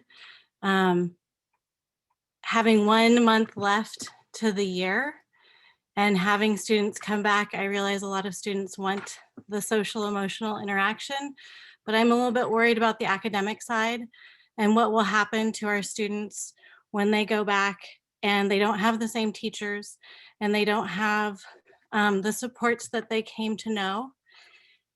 And I'm worried that that's going to become more detrimental, especially for classes that there aren't many teachers in the district who teach it, or maybe there's just one. And does that teacher teach hybrid, or does that teacher teach distance learning? And there's been so much trauma in our students' lives. How are we going to ensure that they don't have to have that added trauma? And what is the benefit of going back for 1 month, given all of those changes? And I realize elementary is a different thing, but I haven't heard anything at all about schedules or how my children's schedule will change. And it seems like if the child's schedule who stays on distance learning changes, then that is almost like they're being disciplined for choosing to stay home. Thank you very much. Thank you. Next is Patrick Bailey.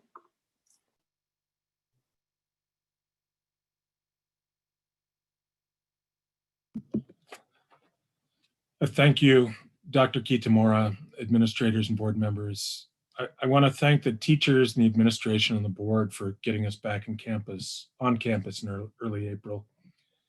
And I want to thank the teachers in advance for taking the best laid plans of everybody here and actually having to make them work as kids return to school. Every journey starts with the first step, and hybrid instruction, flawed as it may be, is a crucial step in our journey towards getting our kids back in school full-time in the fall. My latest observation, my son and his friends have tan lines and rashes on their faces from wearing masks. It turns out that running around with a mask results in a sweaty face, which results in rashes. Who knew?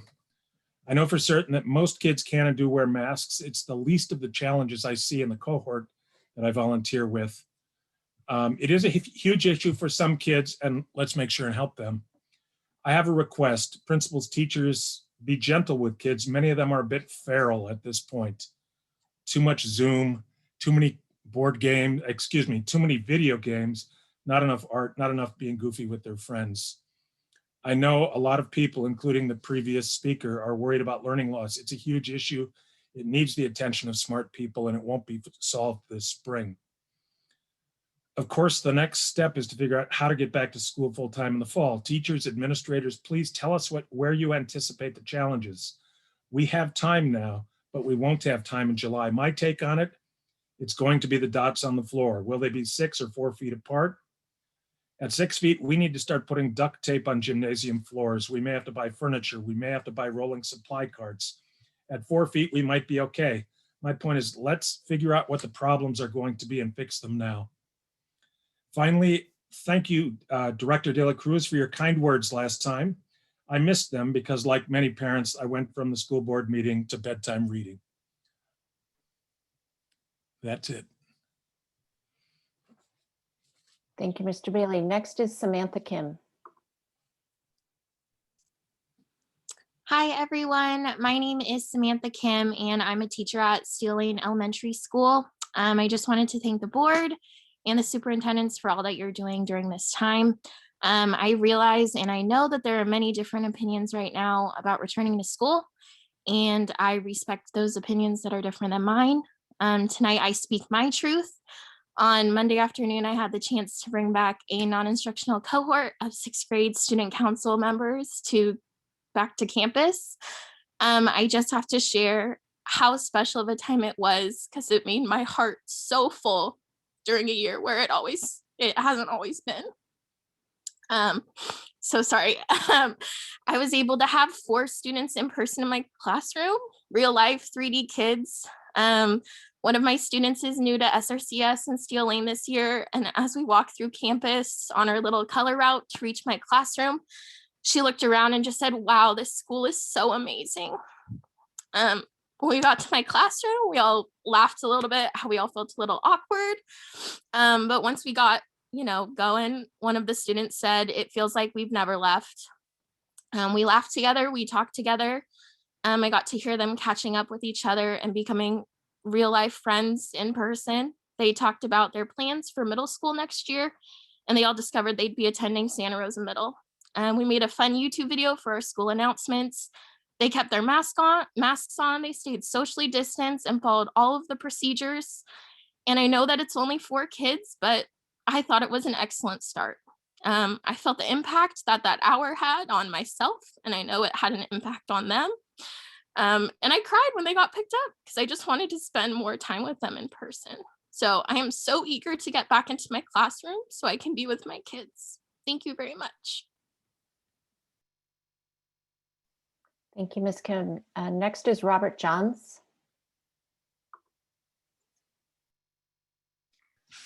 Hi, my name is Robert Johns. I'm a school psychologist with our preschool program serving students ages 3 to 5.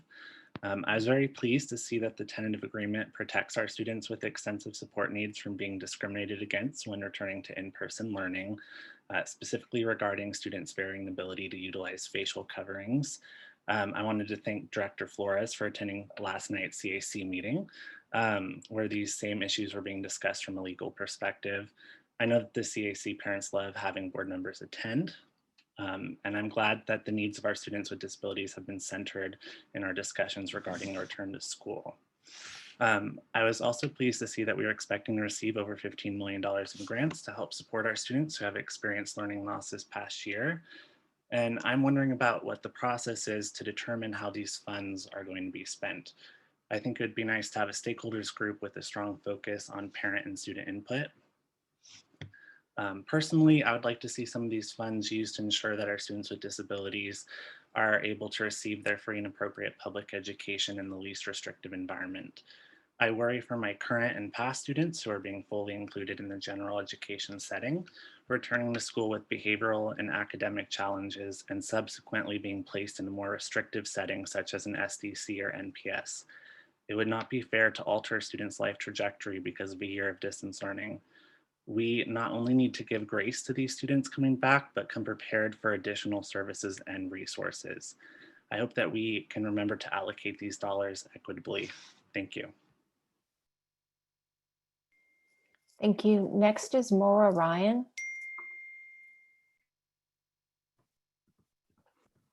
Hi again. Very happy to follow my wonderful colleague, Mr.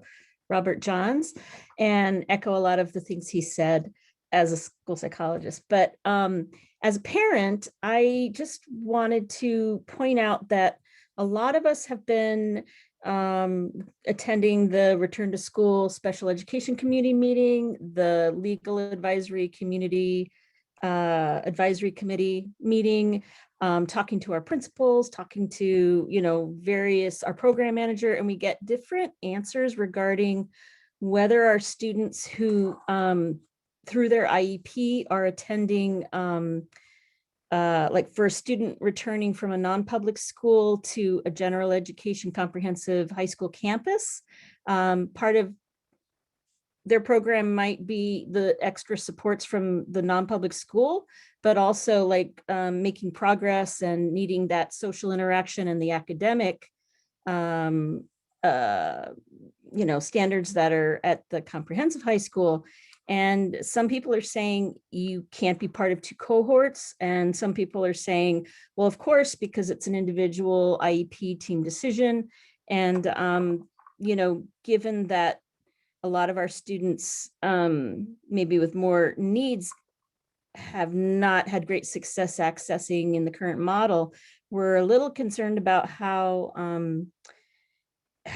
they might still not get all of their program, because both parts are very, very necessary for a lot of our kids who might be in 2 different learning cohorts. So I just want to raise that issue because I've heard, oh, yes, of course. And I've heard, oh, no, that won't happen. So just wanted to let you know. And thank you so much for all you are doing and the focus on our special ed students. Thank you. Thank you. And thank you for observing the 2-minute time limit. Next is Veronica Jordan. Hi, can you hear me? Yes. Thank you. Dr. Kitamura and Santa Rosa board. My name is Veronica Jordan. I'm a parent of 2 children, a kindergartner and a 4th grader at Cesar Chavez. First, I just wanted to thank you all for getting us to this April 1st opening. Dr. Kitamura for advocating for vaccines for teachers and board for voting on the resolution at last meeting, and all the staff that are bending over backwards to move this crazy mountain and make this crazy transition, especially principals who are doing all kinds of mind-bending puzzles to figure out how to get all of our children served. I'm hopeful that getting our children and teachers back into the classroom next month will enable everyone to work out many of these challenges and test out our safety protocols in smaller groups and look forward to the fall. Which brings me now to my next question, which drives my husband crazy, which is what's next and what do we need to get 5-day-a-week instruction for all our children in the fall? I'm asking tonight that fall 2021 be added to each meeting's agenda as you have done with return to school so that there's transparency and ample opportunity to do the work to get us back to full time in the fall. Per my rough calculations, it's taken about 4 months of very active work to get our schools reopened, and that's going to be the time we're going to have between reopening and our fall start. I'm also asking that parents and teachers together be engaged in community forums to understand what we need to do to get to that full 5 days for everyone. Do we need more teachers, more classrooms, more outdoor space, creative scheduling? And I want to offer again that you have a robust parent community of experts, including health professionals, educators, physicians, nurses, and public health experts that would love to help you and answer questions as you're navigating this. Thanks. That's it. Thank you. Next is Donna Pratt. Hi again. Thank you guys for working towards this April 1st goal. Thank you, Director Kitamura, for leading the efforts in getting the vaccines for our teachers with Senator Mike McGuire, or at least that's what I heard. So if I'm wrong, well, you still get the credit.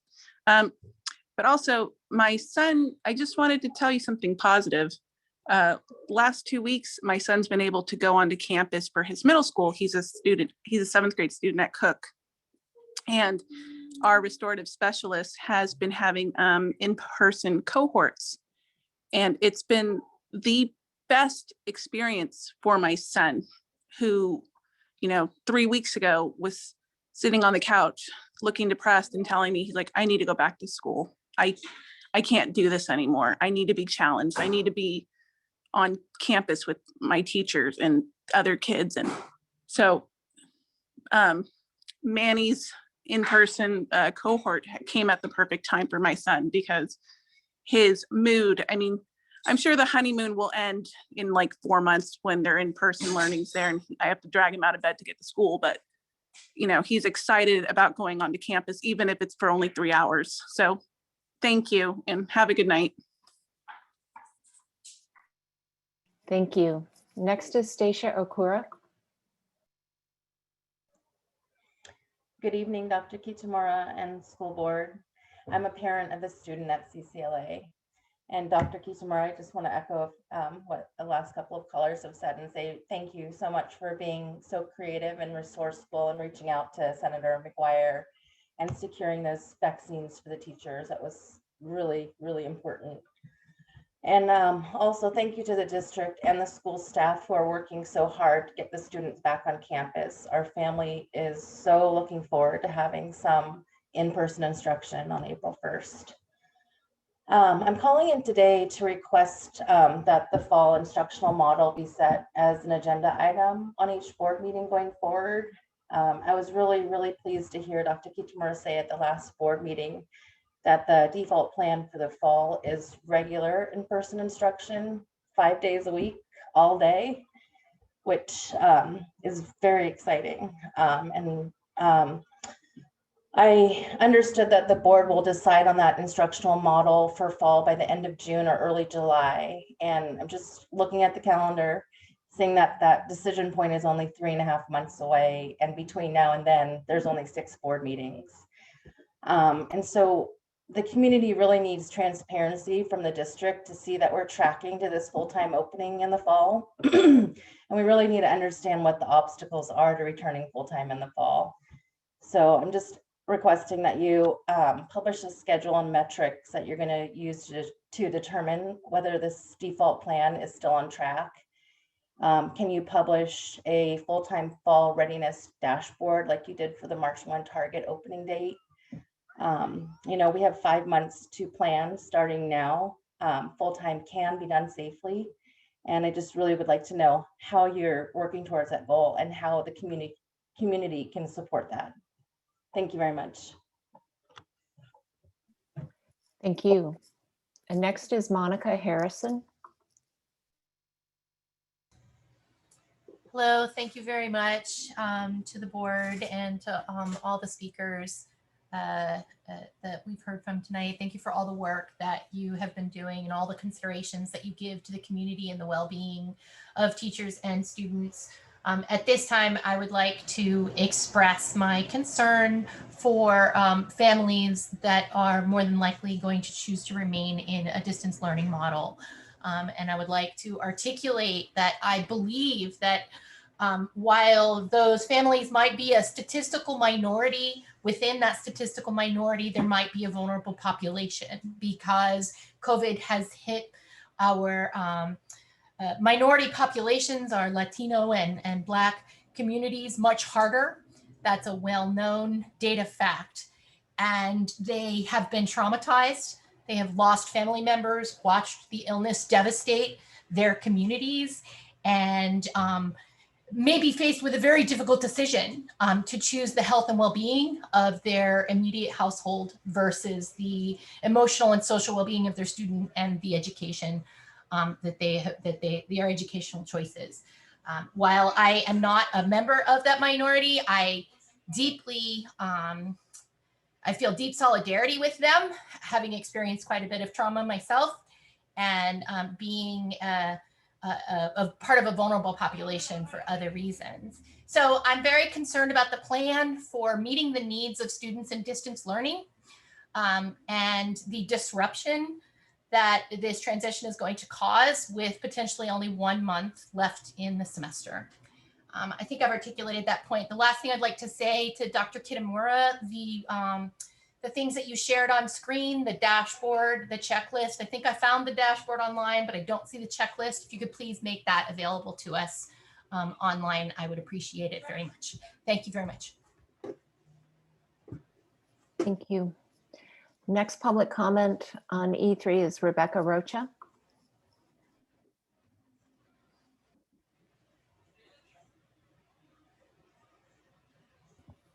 Good evening, Dr. Kitamura, President Fong, members of the board and SRCS cabinet. I'm Rebecca Rocha. I'm the principal at Cesar Chavez Language Academy, but tonight I speak to you as the parent of a 12-year-old special needs child who is not an SRCS student, but is a member of our community, and she represents other special needs kids just like her. As an administrator, I carefully studied the recently negotiated MOU, and I was immediately worried about the language around mask requirements. My hope tonight is to send a message of advocacy to the members of SRTA, CSEA, fellow administrators, and parents. Several months ago, I was that parent that received the phone call to immediately come and pick up my daughter from school because she was only wearing her mask 80% of the time. I was the parent that got that phone call from the principal that I had to rush and get her as soon as I possibly could. And I felt absolutely horrible driving to pick her up in tears, wondering what was going to become of her situation. When I read our recently negotiated MOU, I immediately emailed Dr. Kitamura and the board, and Dr. Kitamura's immediate thoughtful response gave me a clear understanding that our students with disabilities or medical conditions which preclude them from wearing a mask are allowed that exemption under the MOU. Carl Corbin said something similar at the CAC last night, of which Ever Flores was present. Thank you so much. Special ed teachers, please be proactive, speak to your parents, ask for an IEP, anticipate the needs of your students before April 1st. Fellow principals, please don't be that one making the phone call to the parent to come pick up their child who needs more support in the mask. Message to parents of our community: our children have a right to an in-person education, and we need to make sure that everything is in place so that your child has access. In closing, thank you to each and every one of you who have worked so hard to bring our children back to in-person instruction. As the principal and a mother, I am truly grateful. Thank you, Ms. Rocha. Our next comment is Monet Bell.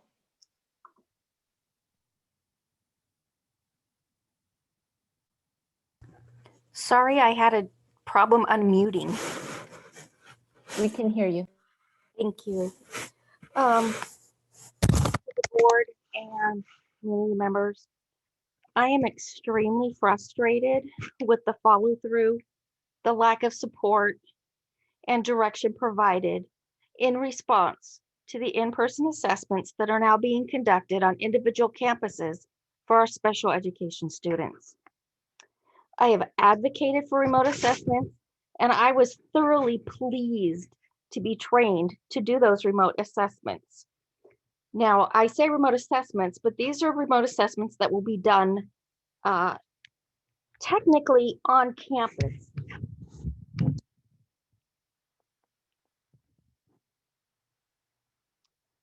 Let me explain that a little more. There is a testing room we now have on every campus. And the student would arrive at school and a staff member would greet them and escort them to the testing room and would set up the cameras for the remote testing, as well as give them the protocols required. I have definitely felt pressure to get these assessments completed, and I completely understand the legalities, the timeline, and students who need to have their needs met. I went ahead and scheduled one. I had absolutely no help from my administration at all. I gave in. I was going to go to campus myself to do it. Thankfully, the student canceled because they were not well. I went to take off the hold for the testing room and found 3 other teachers had back-to-back testing.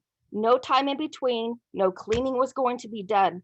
Who is following these? These COVID protocols are beautiful. They're fabulous on paper. I love it. I want to do it. But the execution of these is not happening.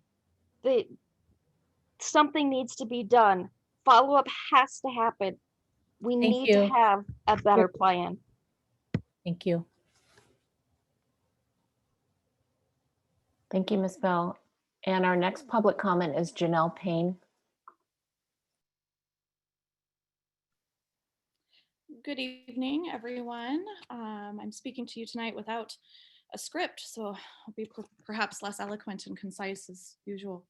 I wanted to thank you for honoring tonight arts education and speaking to the importance of arts education, acknowledging that students engage with school because of their arts education often, and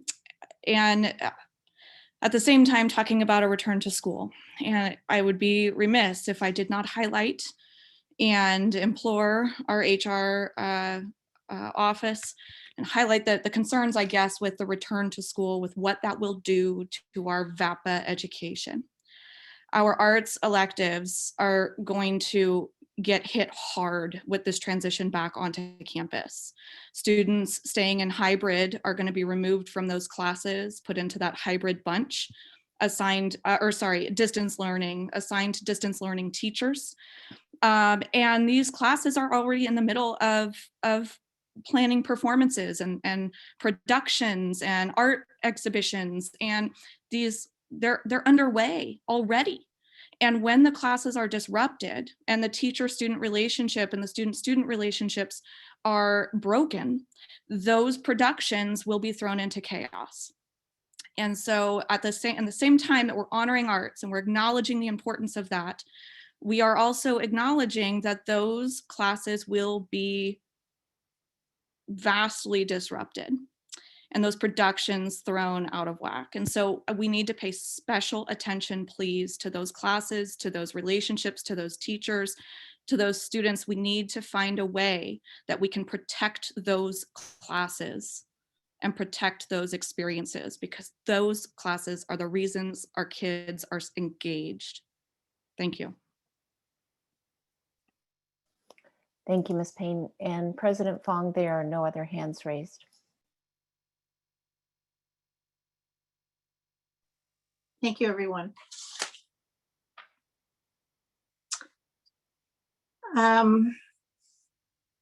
Board discussion. President Fong, may we do an interpreter change? Yes, of course. Thank you. I'm ready.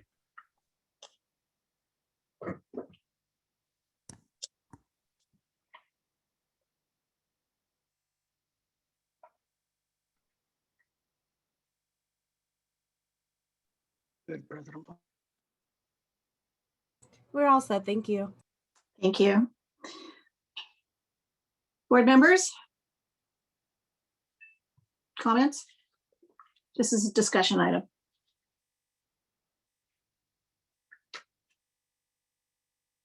I see no hands. Dela Cruz and Sorry, I'm like, Okay, so Director Flores and then Director De La Cruz. No, I didn't raise my hand. There are two people who raised their hand. Sorry. Director De La Cruz. Sure.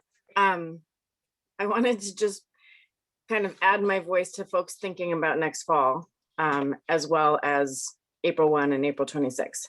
And to just continue thinking about how do we really reflect, that amazing opportunity that we have to do differently. And I just want to do another pitch for outdoor school, for really thinking about how we get outside, how we get our kids outside and our teachers outside. We know, and science tells us, that this is so much safer in flu season and every season. Like, let's just figure out how to really drive towards that goal. And we have time, and we have, the benefit of a year of this experience under our belts. I had two questions that came up during public comment that I hope we are able to just address as well. And the first is, something that I think I share as a parent who's decided to keep their kids in distance learning for the rest of this year, is understanding, the possible disruption that kids who will stay in distance learning may experience with teachers being reassigned, and the huge, amazing push that you're taking to get kids back in who have chosen to get back in, right?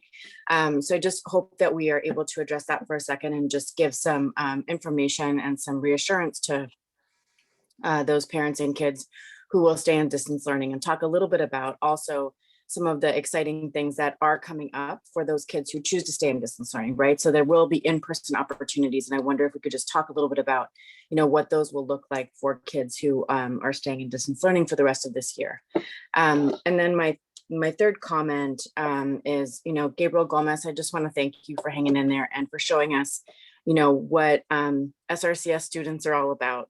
And your curiosity and your dedication to figuring out how to be safe as a student just gives me so much hope. And so I just want to say thank you for coming tonight and asking that question. And I hope that we really are able to provide very clear information to our kids, who are really thinking just as hard as all of us are about what it's going to feel like to go back, and how we make them really feel safe and have the information that they need in the form of a clear checklist, which I know we have. So just hoping that we're able to take people through, how to get that information and how to have it on hand as they go back on April 1st and April 26th. So, and again, just raising my voice with so many others for, the thanks and just the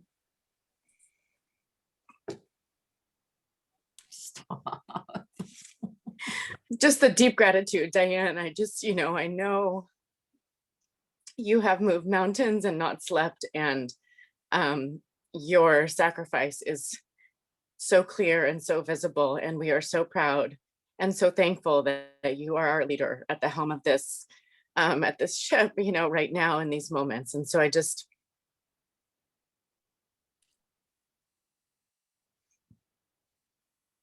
Thank you. Thank you. And it's all of us. It's all of us together, you guys. We could not do this without everybody together. And we're going to get there. We're going to get there April 1. We're going to get there April 26th, and we're going to get there August 2021. Even if I have to come back and direct traffic on August 2021, kids are going to be back in school. The only thing that'll deter it is this doggone COVID, but come on, everybody, do your part. Do your part on COVID as well. Okay, Dr. Guzman, Assistant Superintendent Chanel, please speak to some of what Director De La Cruz is talking about. And I think throw in something in there about secondary, about one of our public commenters. I think Ms. Harrison was talking about as well, if you don't mind. Yeah. Oh, and can I add one more little? Sure. I want to also thank Laura Wright, who came and I think, raised some interesting concerns. And I feel like this is just about, like, again, just tells us how amazing and thoughtful our students are in this moment and how critical it is for us to be able to communicate clearly with all of our constituents in this time. Yep, absolutely. Absolutely. Yeah, thank you. And Anna Trinell and I can talk a little bit about sort of, just as we want to bring students back, we also want to respect those families who are needing to keep their children in distance learning, and the same to be true for those teachers who need to stay in distance learning. Will it be an adjustment? Of course. But I think it's also an opportunity. It's an opportunity to be able to, meet different teachers and also maybe integrate with different students. I also would say that I've also heard some concerns that it will be all substitutes who will have those positions, and that's not true. That's not what's going to happen. We might have some guest teachers, as Anna Trunell has talked about. That is a possibility, but we do have the systems in order to be able to support them. So it's not sort of just the same old, same old. I also will say that the secondaries have not completed their class list. Because we are going to send out the information one more time to hear back from parents so that the data is pure so that we can start creating those rosters. And so we have to be creative. We have to use our department chairs and our coordinators of our specialized programs at the high schools to be able to assist with partnership from teaching and learning and SAFs to make sure that the programs and the opportunities for those students in distance learning are just as rich. Will it be different? Yes. Should we look at some cohorts that maybe are mobile that can, do something differently for them? Of course. I think we're going to learn a lot after April 1st, once our elementary goes first, to understand what that's going to look like and how we can support, which I think will be helpful for the opening of the 26th for our secondary folks. But I will have Assistant Superintendent Trinell sort of speak to it from the HR perspective. Thank you, Dr. Guzman.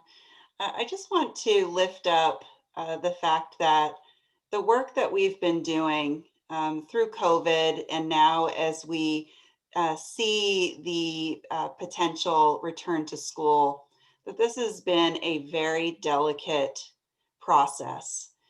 Delicate in that we have individuals as far as students, as far as our families and our community, and our employees to consider as we make these decisions and move forward together to serve our students.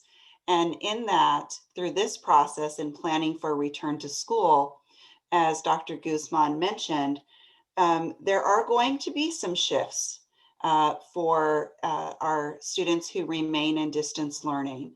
And there are going to be shifts for our adults as well.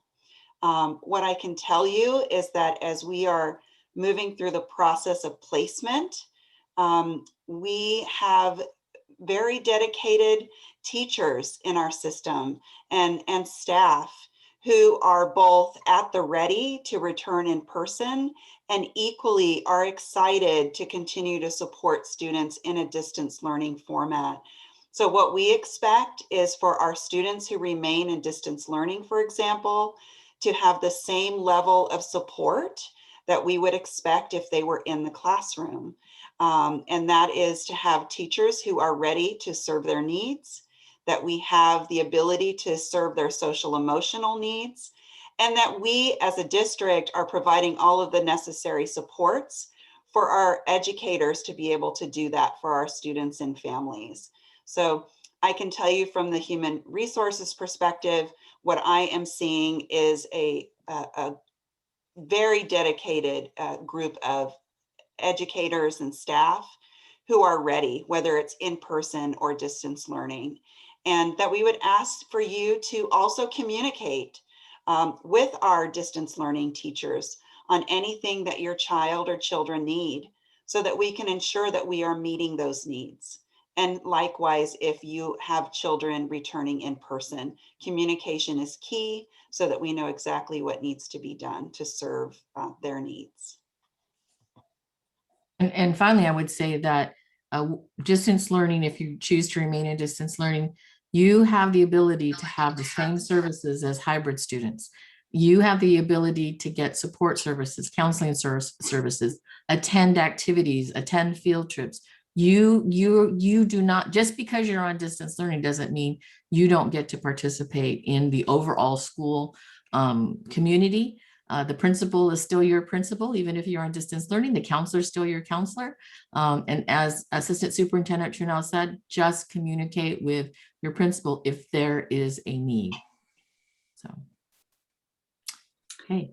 We have a question and comment actually also from Vice President McCormick, and after that, that would Director Medina.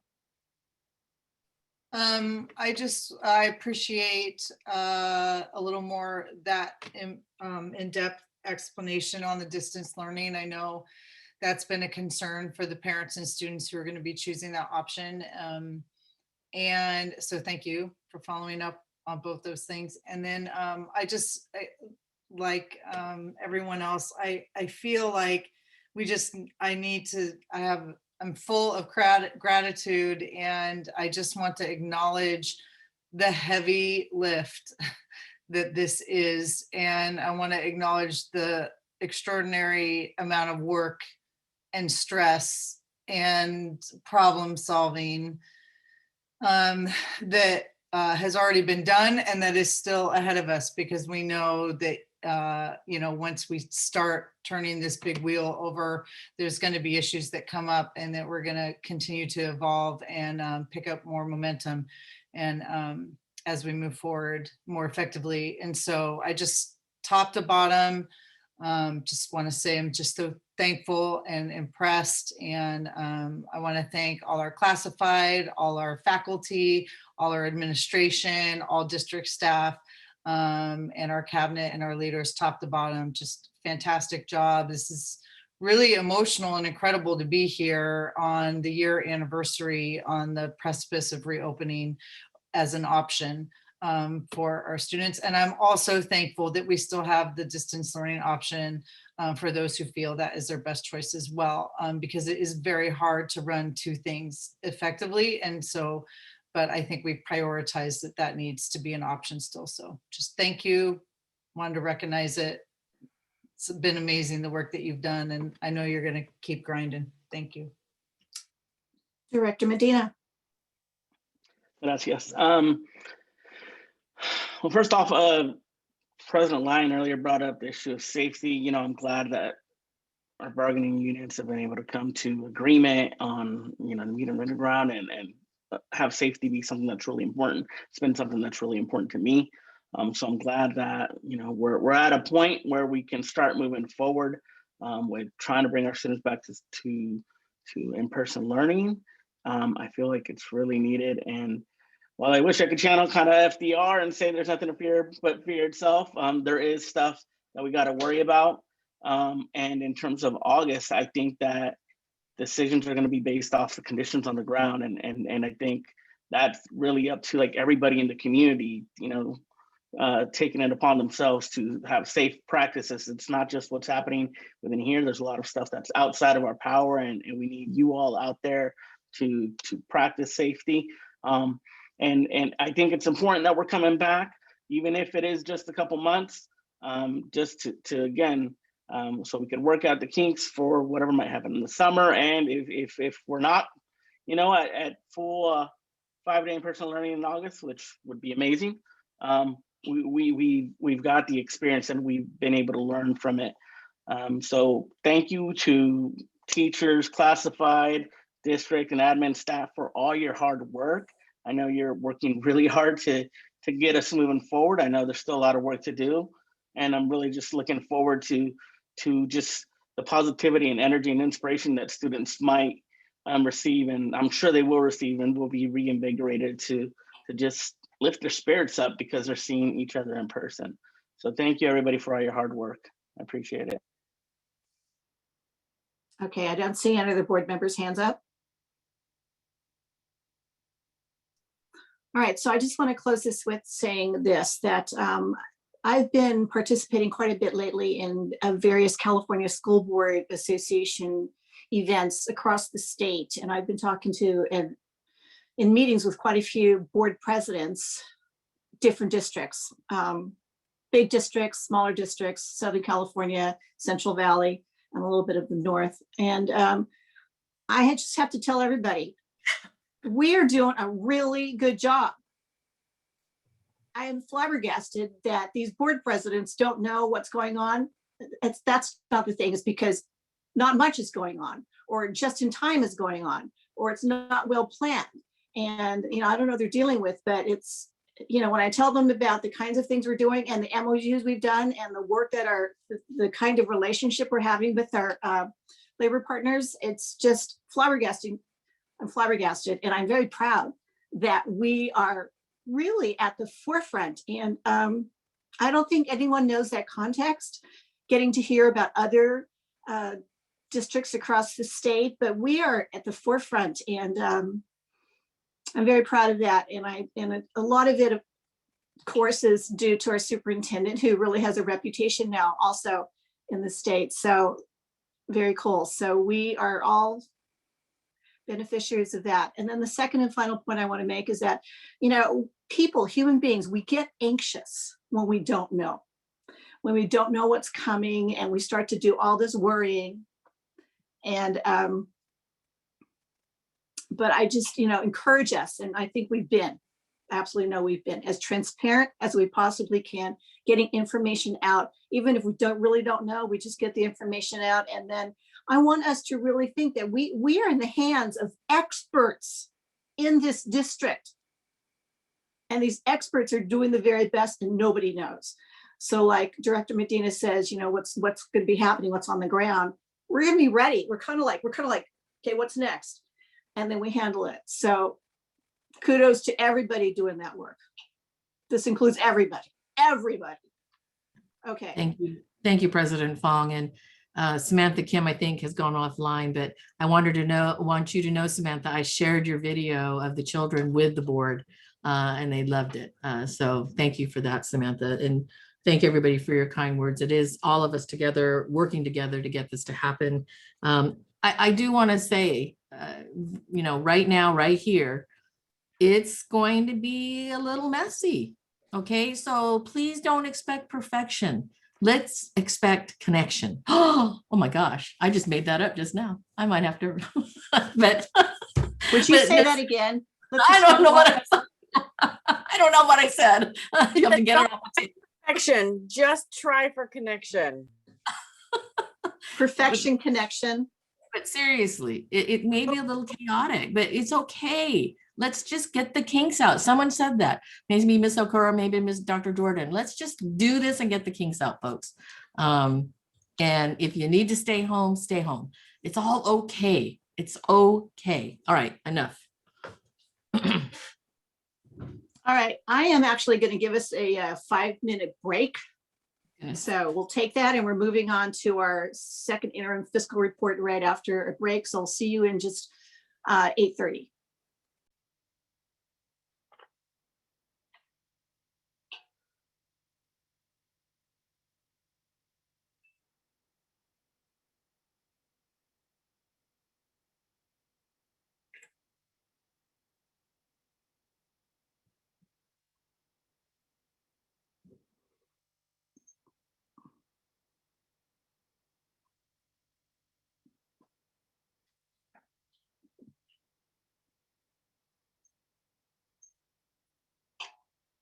We're moving on to E4. It's an action items, our second interim fiscal report with positive certification. So I'm guessing we're turning this over to Associate Deputy Superintendent Rick Edson. Thank you. Good evening, President Fong, Superintendent Kitamura, members of the board and community. Tonight we are, excuse me, presenting our second interim financial report for the 2020-21 school year as one of our required reporting periods during each fiscal year. And with that, I will share my screen.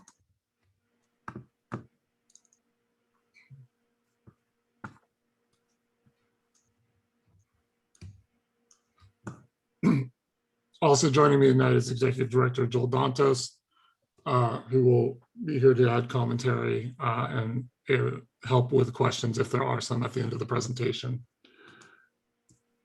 So as we've discussed at almost every fiscal presentation regarding first, second, and budget approval, Education Code 42130 requires us to provide a first interim report that we present in December that covers from July 1 through October 31st, and a second interim report that covers from July 1 through January 31st of each fiscal year. If a district, as we have in the past, self-certifies as qualified or negative, we then have to produce a third interim report that takes into account July 1 through April 30th. With our positive certification at second interim, we will not be required to submit a third interim report. So that is certainly good news as we continue through this school year and working towards reopening schools, as well as preparing for the 21-22 school year. So as you can see on our circular chart, this is the second interim report. I mentioned this at our fiscal stabilization plan approval at our last meeting. Because of the pandemic, our audited actuals and the requirement to submit those have actually been pushed. So we'll be bringing those for acceptance at a future board meeting. And as always, we are eagerly awaiting the May revision, which will further assist our budget development for 21-22. So with this second interim report, we are certifying as positive, meaning that we are stating that we can meet our financial obligations for the current year and the two subsequent budget years. In previous years, or last year, we did certify positive, or excuse me, qualified with some future unidentified fiscal stabilization measures that needed to be found in order to restore our positive certification. When we created the second interim and moving into the multi-year projections, of which we'll talk about in a few slides, we did make assumptions based on the best information that we had at that time, primarily from the governor's January budget proposal, with his best thinking at that time for the state of the economy and fiscal solvency of California moving into the next fiscal year, including COLAs in 21-22 and 22-23, as well as hold harmless protection for ADA through this year and next for the pandemic. We also continue to closely look at in the impacts of both CalPERS and CalSTRS as employer contribution rates continue to rise, and showing that what we expect CalPERS to be historically since 1819, and then showing the increase through 22-23 and the impact that that has on an annual basis to our budget. Similar is true for CalSTRS. The governor did provide some funding to offset costs by districts, where you can see actually a reduction in 21-22, but then it going back up in 22-23 with associated impacts to our budget below the table. As part of second interim and as a requirement, from our positive certification in December at first interim with our unidentified fiscal stabilization measures, as well as our assumptions at first interim that were included. We were required to submit a fiscal stabilization plan that was approved for incorporation into this document at the last board meeting. I'm not going to go through these, but this is a reminder of the items that were implemented into the second interim report, and then carrying forward through budget development and inclusion in the 21-22 SRCS budget. Important to note with these assumptions and fiscal stabilization measures, this will reduce by approximately 14.7 million our ongoing costs to the district. So as we discussed last time, and just as a reminder, there is still uncertainty with the California budget, although there are very strong signs that there's the good news that we got in January should continue through the May revision. We still have to be cautious of changes that come in May that would impact the state budget that ultimately impacts our school district budget. We also have to keep in mind that we are in negotiations with our CSEA, Santa Rosa Chapter 75, as well as SRTA for our teachers and other certificated employees. And as a reminder, we do not include anticipated settlements into our budgets or into our multi-year projections. That would be unfair both to our labor groups and to our budget. So when we do reach settlement with those two groups, they will then be included at that time. And we're still, another big one that we're closely monitoring is our enrollment and our declining enrollment in Santa Rosa City Schools as we prepare for the next year and beyond. I'm not going to go into every line item on this sheet. There's a couple of things I wanted to point out. The major numbers on here of revenue and expenditures are captured on our multi-year projection that we'll talk about in a moment. But I do want to take note, we talked earlier, Superintendent Kitamura with the return to school plan, with the funding, including in-person instruction and expanded learning opportunity grants that we expect to receive in the spring. Those are not included in our second interim report. One, we don't know exactly when those will come in. And this is a reminder that our work for this was through January 31st. So those will be included in future fiscal reports. And also, as Superintendent Kitamura mentioned, we are preparing a board report on our past expenditures and our plan for future expenditures of not only the California funds that are coming to us, but also the ESSER 2 funds and 3 funds that were approved with the COVID package that was approved by the House today and scheduled to be signed on Friday, as well as the funding from the December federal action as well. This is a common slide we put in just to show on a graph where we're at in the current year and then our outlook on our 2 out years with 21-22 and 22-23, showing that we still have a gap between revenue and expenditures. We've talked about before that this gap, also referred to at times as our structural budget issue. As we continue to trim, makes getting this gap to tighten even harder, and in the midst of declining enrollment. So we're trying to right size the budget, but also know we have a moving target with uncertainty of enrollment in future years.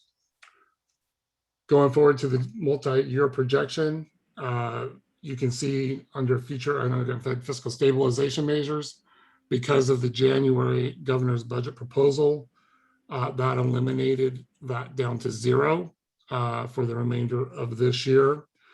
And this showing our anticipated revenues for this year plus our 2 out years.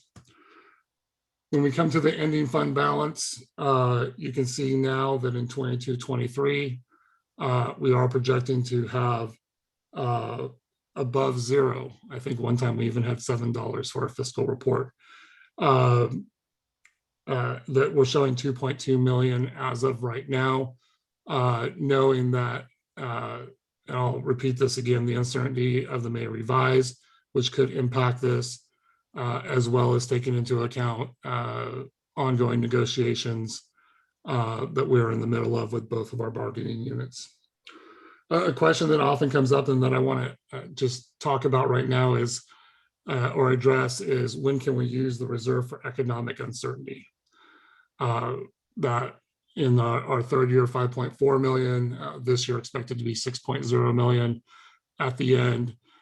That is a state mandate to hold a reserve. And if you're not able to hold the reserve where you're actually using those funds to pay goods or for services or salaries, that's when the district would then be in a position to certify as negative, not being able to meet its financial obligations. So the only other way that we could use those funds is if the legislature lowered the required reserve for that time period. So I know that question comes up from the public and from a couple of board members from time to time. And it's by legislative action, or if we do use them, we will be in a negative certification. These other funds are projected ending balances through this, through the 2021 school year, in alignment with what we presented at first interim in December. For next steps moving forward, the second interim report tonight, we'll be bringing the audit report at a future meeting. We'll continue on budget advisory committee meetings, not only for budget development, but looking for other areas of potential savings to offset our future need to balance our budget.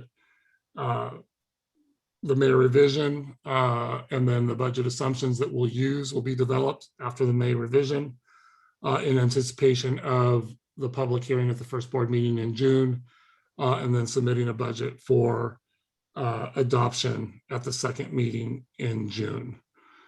So with that, I will say once again, we are certifying positive based on assumptions from the January governor's budget proposal. We're closely monitoring state and federal funding for impacts, both positive and potentially negative to our budget, and preparing for the May revision in order to bring back a budget for approval. So with that, I will turn it back over to President Fong, and Mr. Dantas and I will be happy to answer any questions. Good news. Excellent news. Looking forward to see what the federal government will be handing out.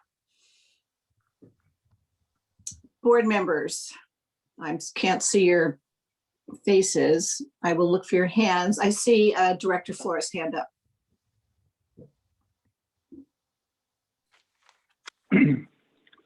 Thank you. It was a very thorough presentation, Vic.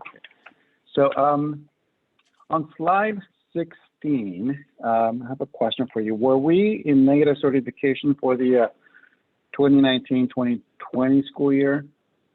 We were not, right? If I remember correctly. No. So my question is, so it looks, according to that graph, right? It looks like we haven't been able to catch up to our expenditures. So how is it that we were in positive certification when we haven't been able to catch up in our expenditures and revenue versus total expenditures? Because I see 2019, 2020, 2022, there's still a gap in between. So can you explain that a little bit better so I can understand? Sure. We have enough cash on hand. In essence, we have enough cash on hand to cover the deficit between expenditures and revenue for that time period. Budgets are cyclical, funding as well. And we know as we have to look at this through a three-year lens, we oftentimes get close to or at zero in that third year. And then as we go through the yearly process and then through unaudited actuals to make sure that everything that we reported is correct for a previous year and updating those numbers. The thing when we're still separated and having these monies, previously, and Mr. Dantos can also speak to this, oftentimes at the end of the year, there was one-time funds that came through, other revenues that offset some of those, I'll call them, excess expenditures over revenues that allowed us to still show fiscal solvency in the current +2 out years. It doesn't, positive certification does not indicate that you are even revenue versus even expenditure. And Joel, I will ask you to I think comment. it's also in the last board meeting, we passed what's our first fiscal stabilization plan for this year.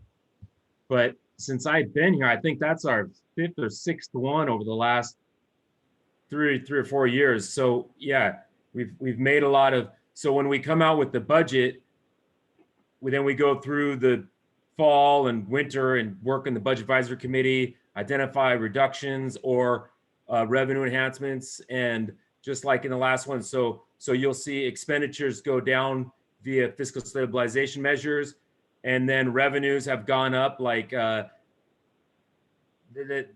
with the governor's budget, with Governor Brown, we saw some significant increases in the revenues, and Governor Newsom, we're seeing his restoration. Governor Newsom's interesting because he was in the pandemic and now he's, restored funding, but quote restored because it hasn't reached the level of pre-pandemic, but it's restored. So now we're in this fiscal stabilization or in this fiscal status.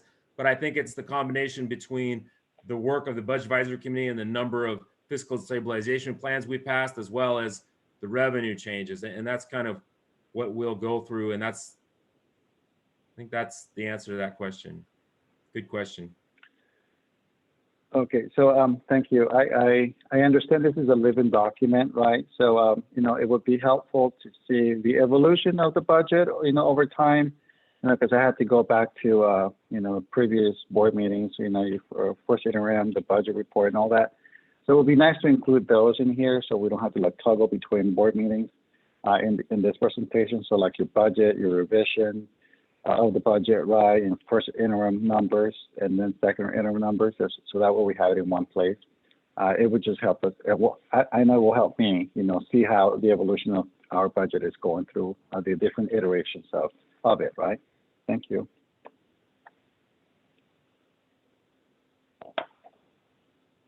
That's all I have. Thank you. Aren't they already there in the previous board history, all the dates and the items on the agendas?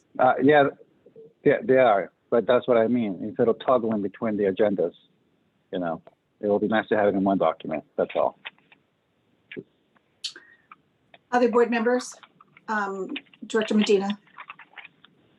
Yeah, so I think, just kind of following up on Director Flores' his comments, I think it would be helpful to just kind of see historically, just matching that slide 16, like where our reserves are, how that's fluctuated, because I believe that's what makes up the difference, right?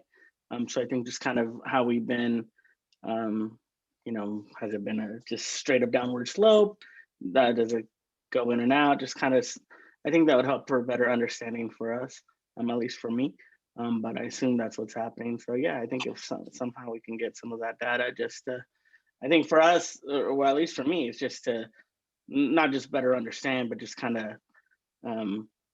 be able to make better decisions in terms of, or understand the decisions that we're making, long-term understanding these fluctuations. So I would like to see that data as well. But I'm glad we're good.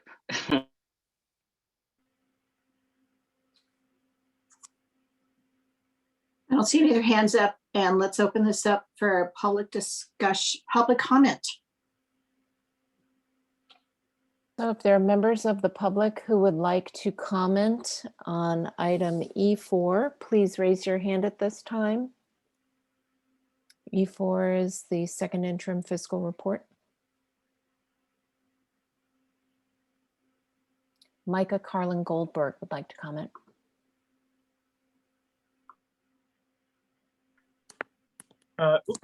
Good evening, everyone. Micah Carlin Goldberg. I'm an employee from the district.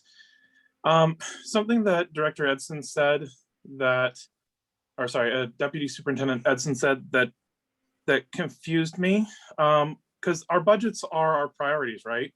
And our priorities are the kids in the classroom, and the thing that has the most impact on the kids in the classroom is our classified and certificated staff. So why, as we're making our budget projections going forward, are we not including fair and equitable pay increases in our budgeting?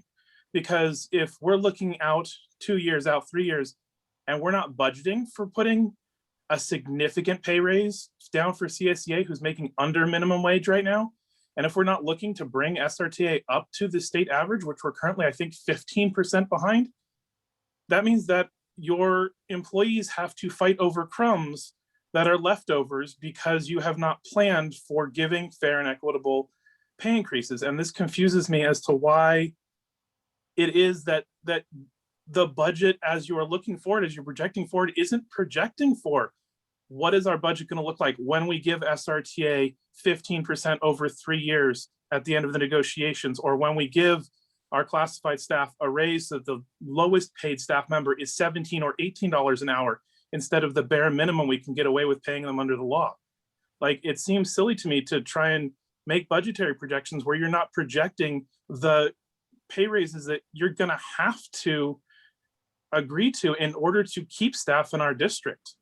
And so it was something that Rick said that was just baffled me, that you wouldn't include in your projections the pay raises that you know you're going to have to negotiate in order to keep staff in our district.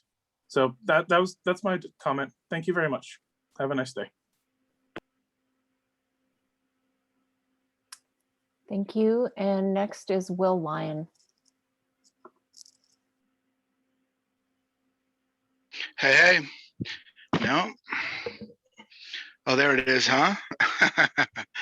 I wanted to echo the request from the school board members who asked for data over time. Theoretically, all the former school board meeting agendas are available and you can go look it up, but we switched over from the current system to the old system, and there's a year, I want to say it's 2016 or 2017, where those are no longer available online. So if you're, I tried to do this, make a graph of what did you guys say you were going to have 3 years out, and then what did you actually have, to see if that number would be helpful. And I couldn't get all the data there. So I just think that's a really important question. I wanted to verify a claim. I don't know if this is true or not, but I think it is, based on your unaudited actuals earlier in the year, that we have $18 million we didn't expect to have. And 3 years before that, we were going to be broke as a joke. No money for raises, no money for anything. We got raises, we had fires, we had COVID, and still we banked 18 million. So I know that is like one tiny number. It's not fair to take everything and base it on that, but it would be helpful to see over time where it's at. And the reality is, we think the money is there. We're going to get more money from the government, from the state, this coming up school year than we've ever had in education. Probably still won't be enough, but it has to be enough to take care of CSEA right now, and it has to be enough to take care of SRTA before July 1, if we're going to be a destination district for students and for staff and for our community. So I just wanted to echo that request that we get that data. Thank you. Thank you. And President Fong, there are no other hands raised. Director Medina, and then Director Flores. Yeah, so, Go ahead. who, Medina or Flores? No, you. He's after you. Okay.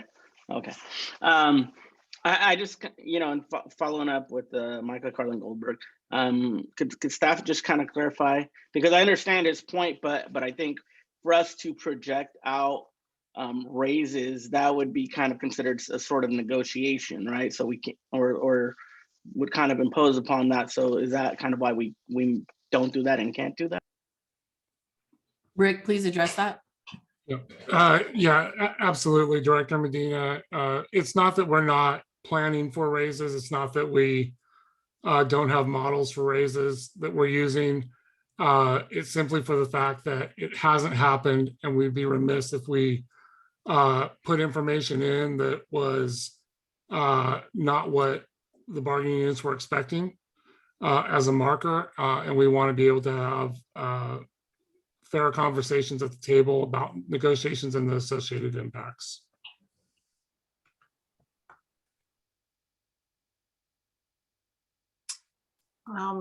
Okay, anything else, Director Medina?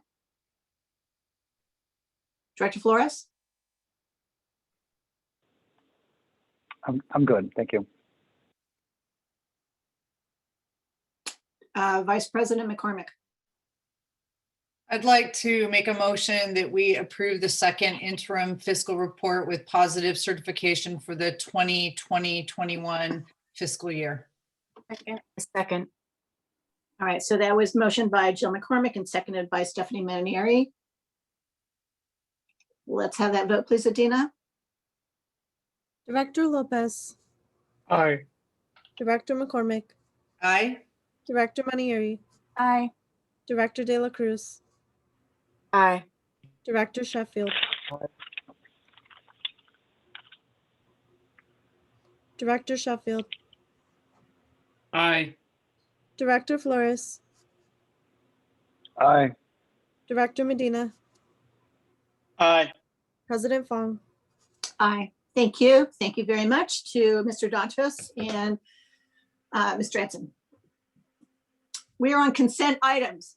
Can you believe it? All right, so. Don't jinx us. Don't jinx us. All right, so it's 2 through 9. I'd like to make a motion to approve consent items 2 through 9. Second. Motion by Director De La Cruz, seconded by Director McCormick. Adina? Director Lopez, Aye. Director De La Cruz, Aye. Director McCormick, Aye. Director Manieri, Aye. Director Sheffield, Aye. Director Flores, Aye. Director Medina, Aye. President Fong. And again, with gratitude and praise for this MOU reached with our Chapter 75. Aye.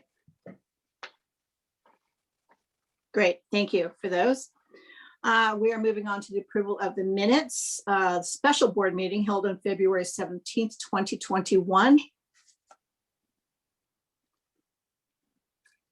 Move to the approval of the minutes of the special board meeting held on February 17, 2021. Second. Okay, so that was a lot of enthusiasm there. So that was Jill McCormick and then seconded by Ed Sheffield. Any discussion on this? No. Okay, good. Adina, can we have that vote, please? Director Lopez, Aye. Director McCormick, Aye. Director Sheffield, Aye. Director Manieri, Aye. Director De La Cruz, Aye. Director Flores, Aye. Director Medina, Aye. President Fong. Aye, thank you. That passes. Approval of minutes of the regular board meeting held on February 24th of 2021. Move the approval of the minutes of the regular board meeting held on February 24th, 2021, but I think Director Medina has a correction on it. I will recognize him now.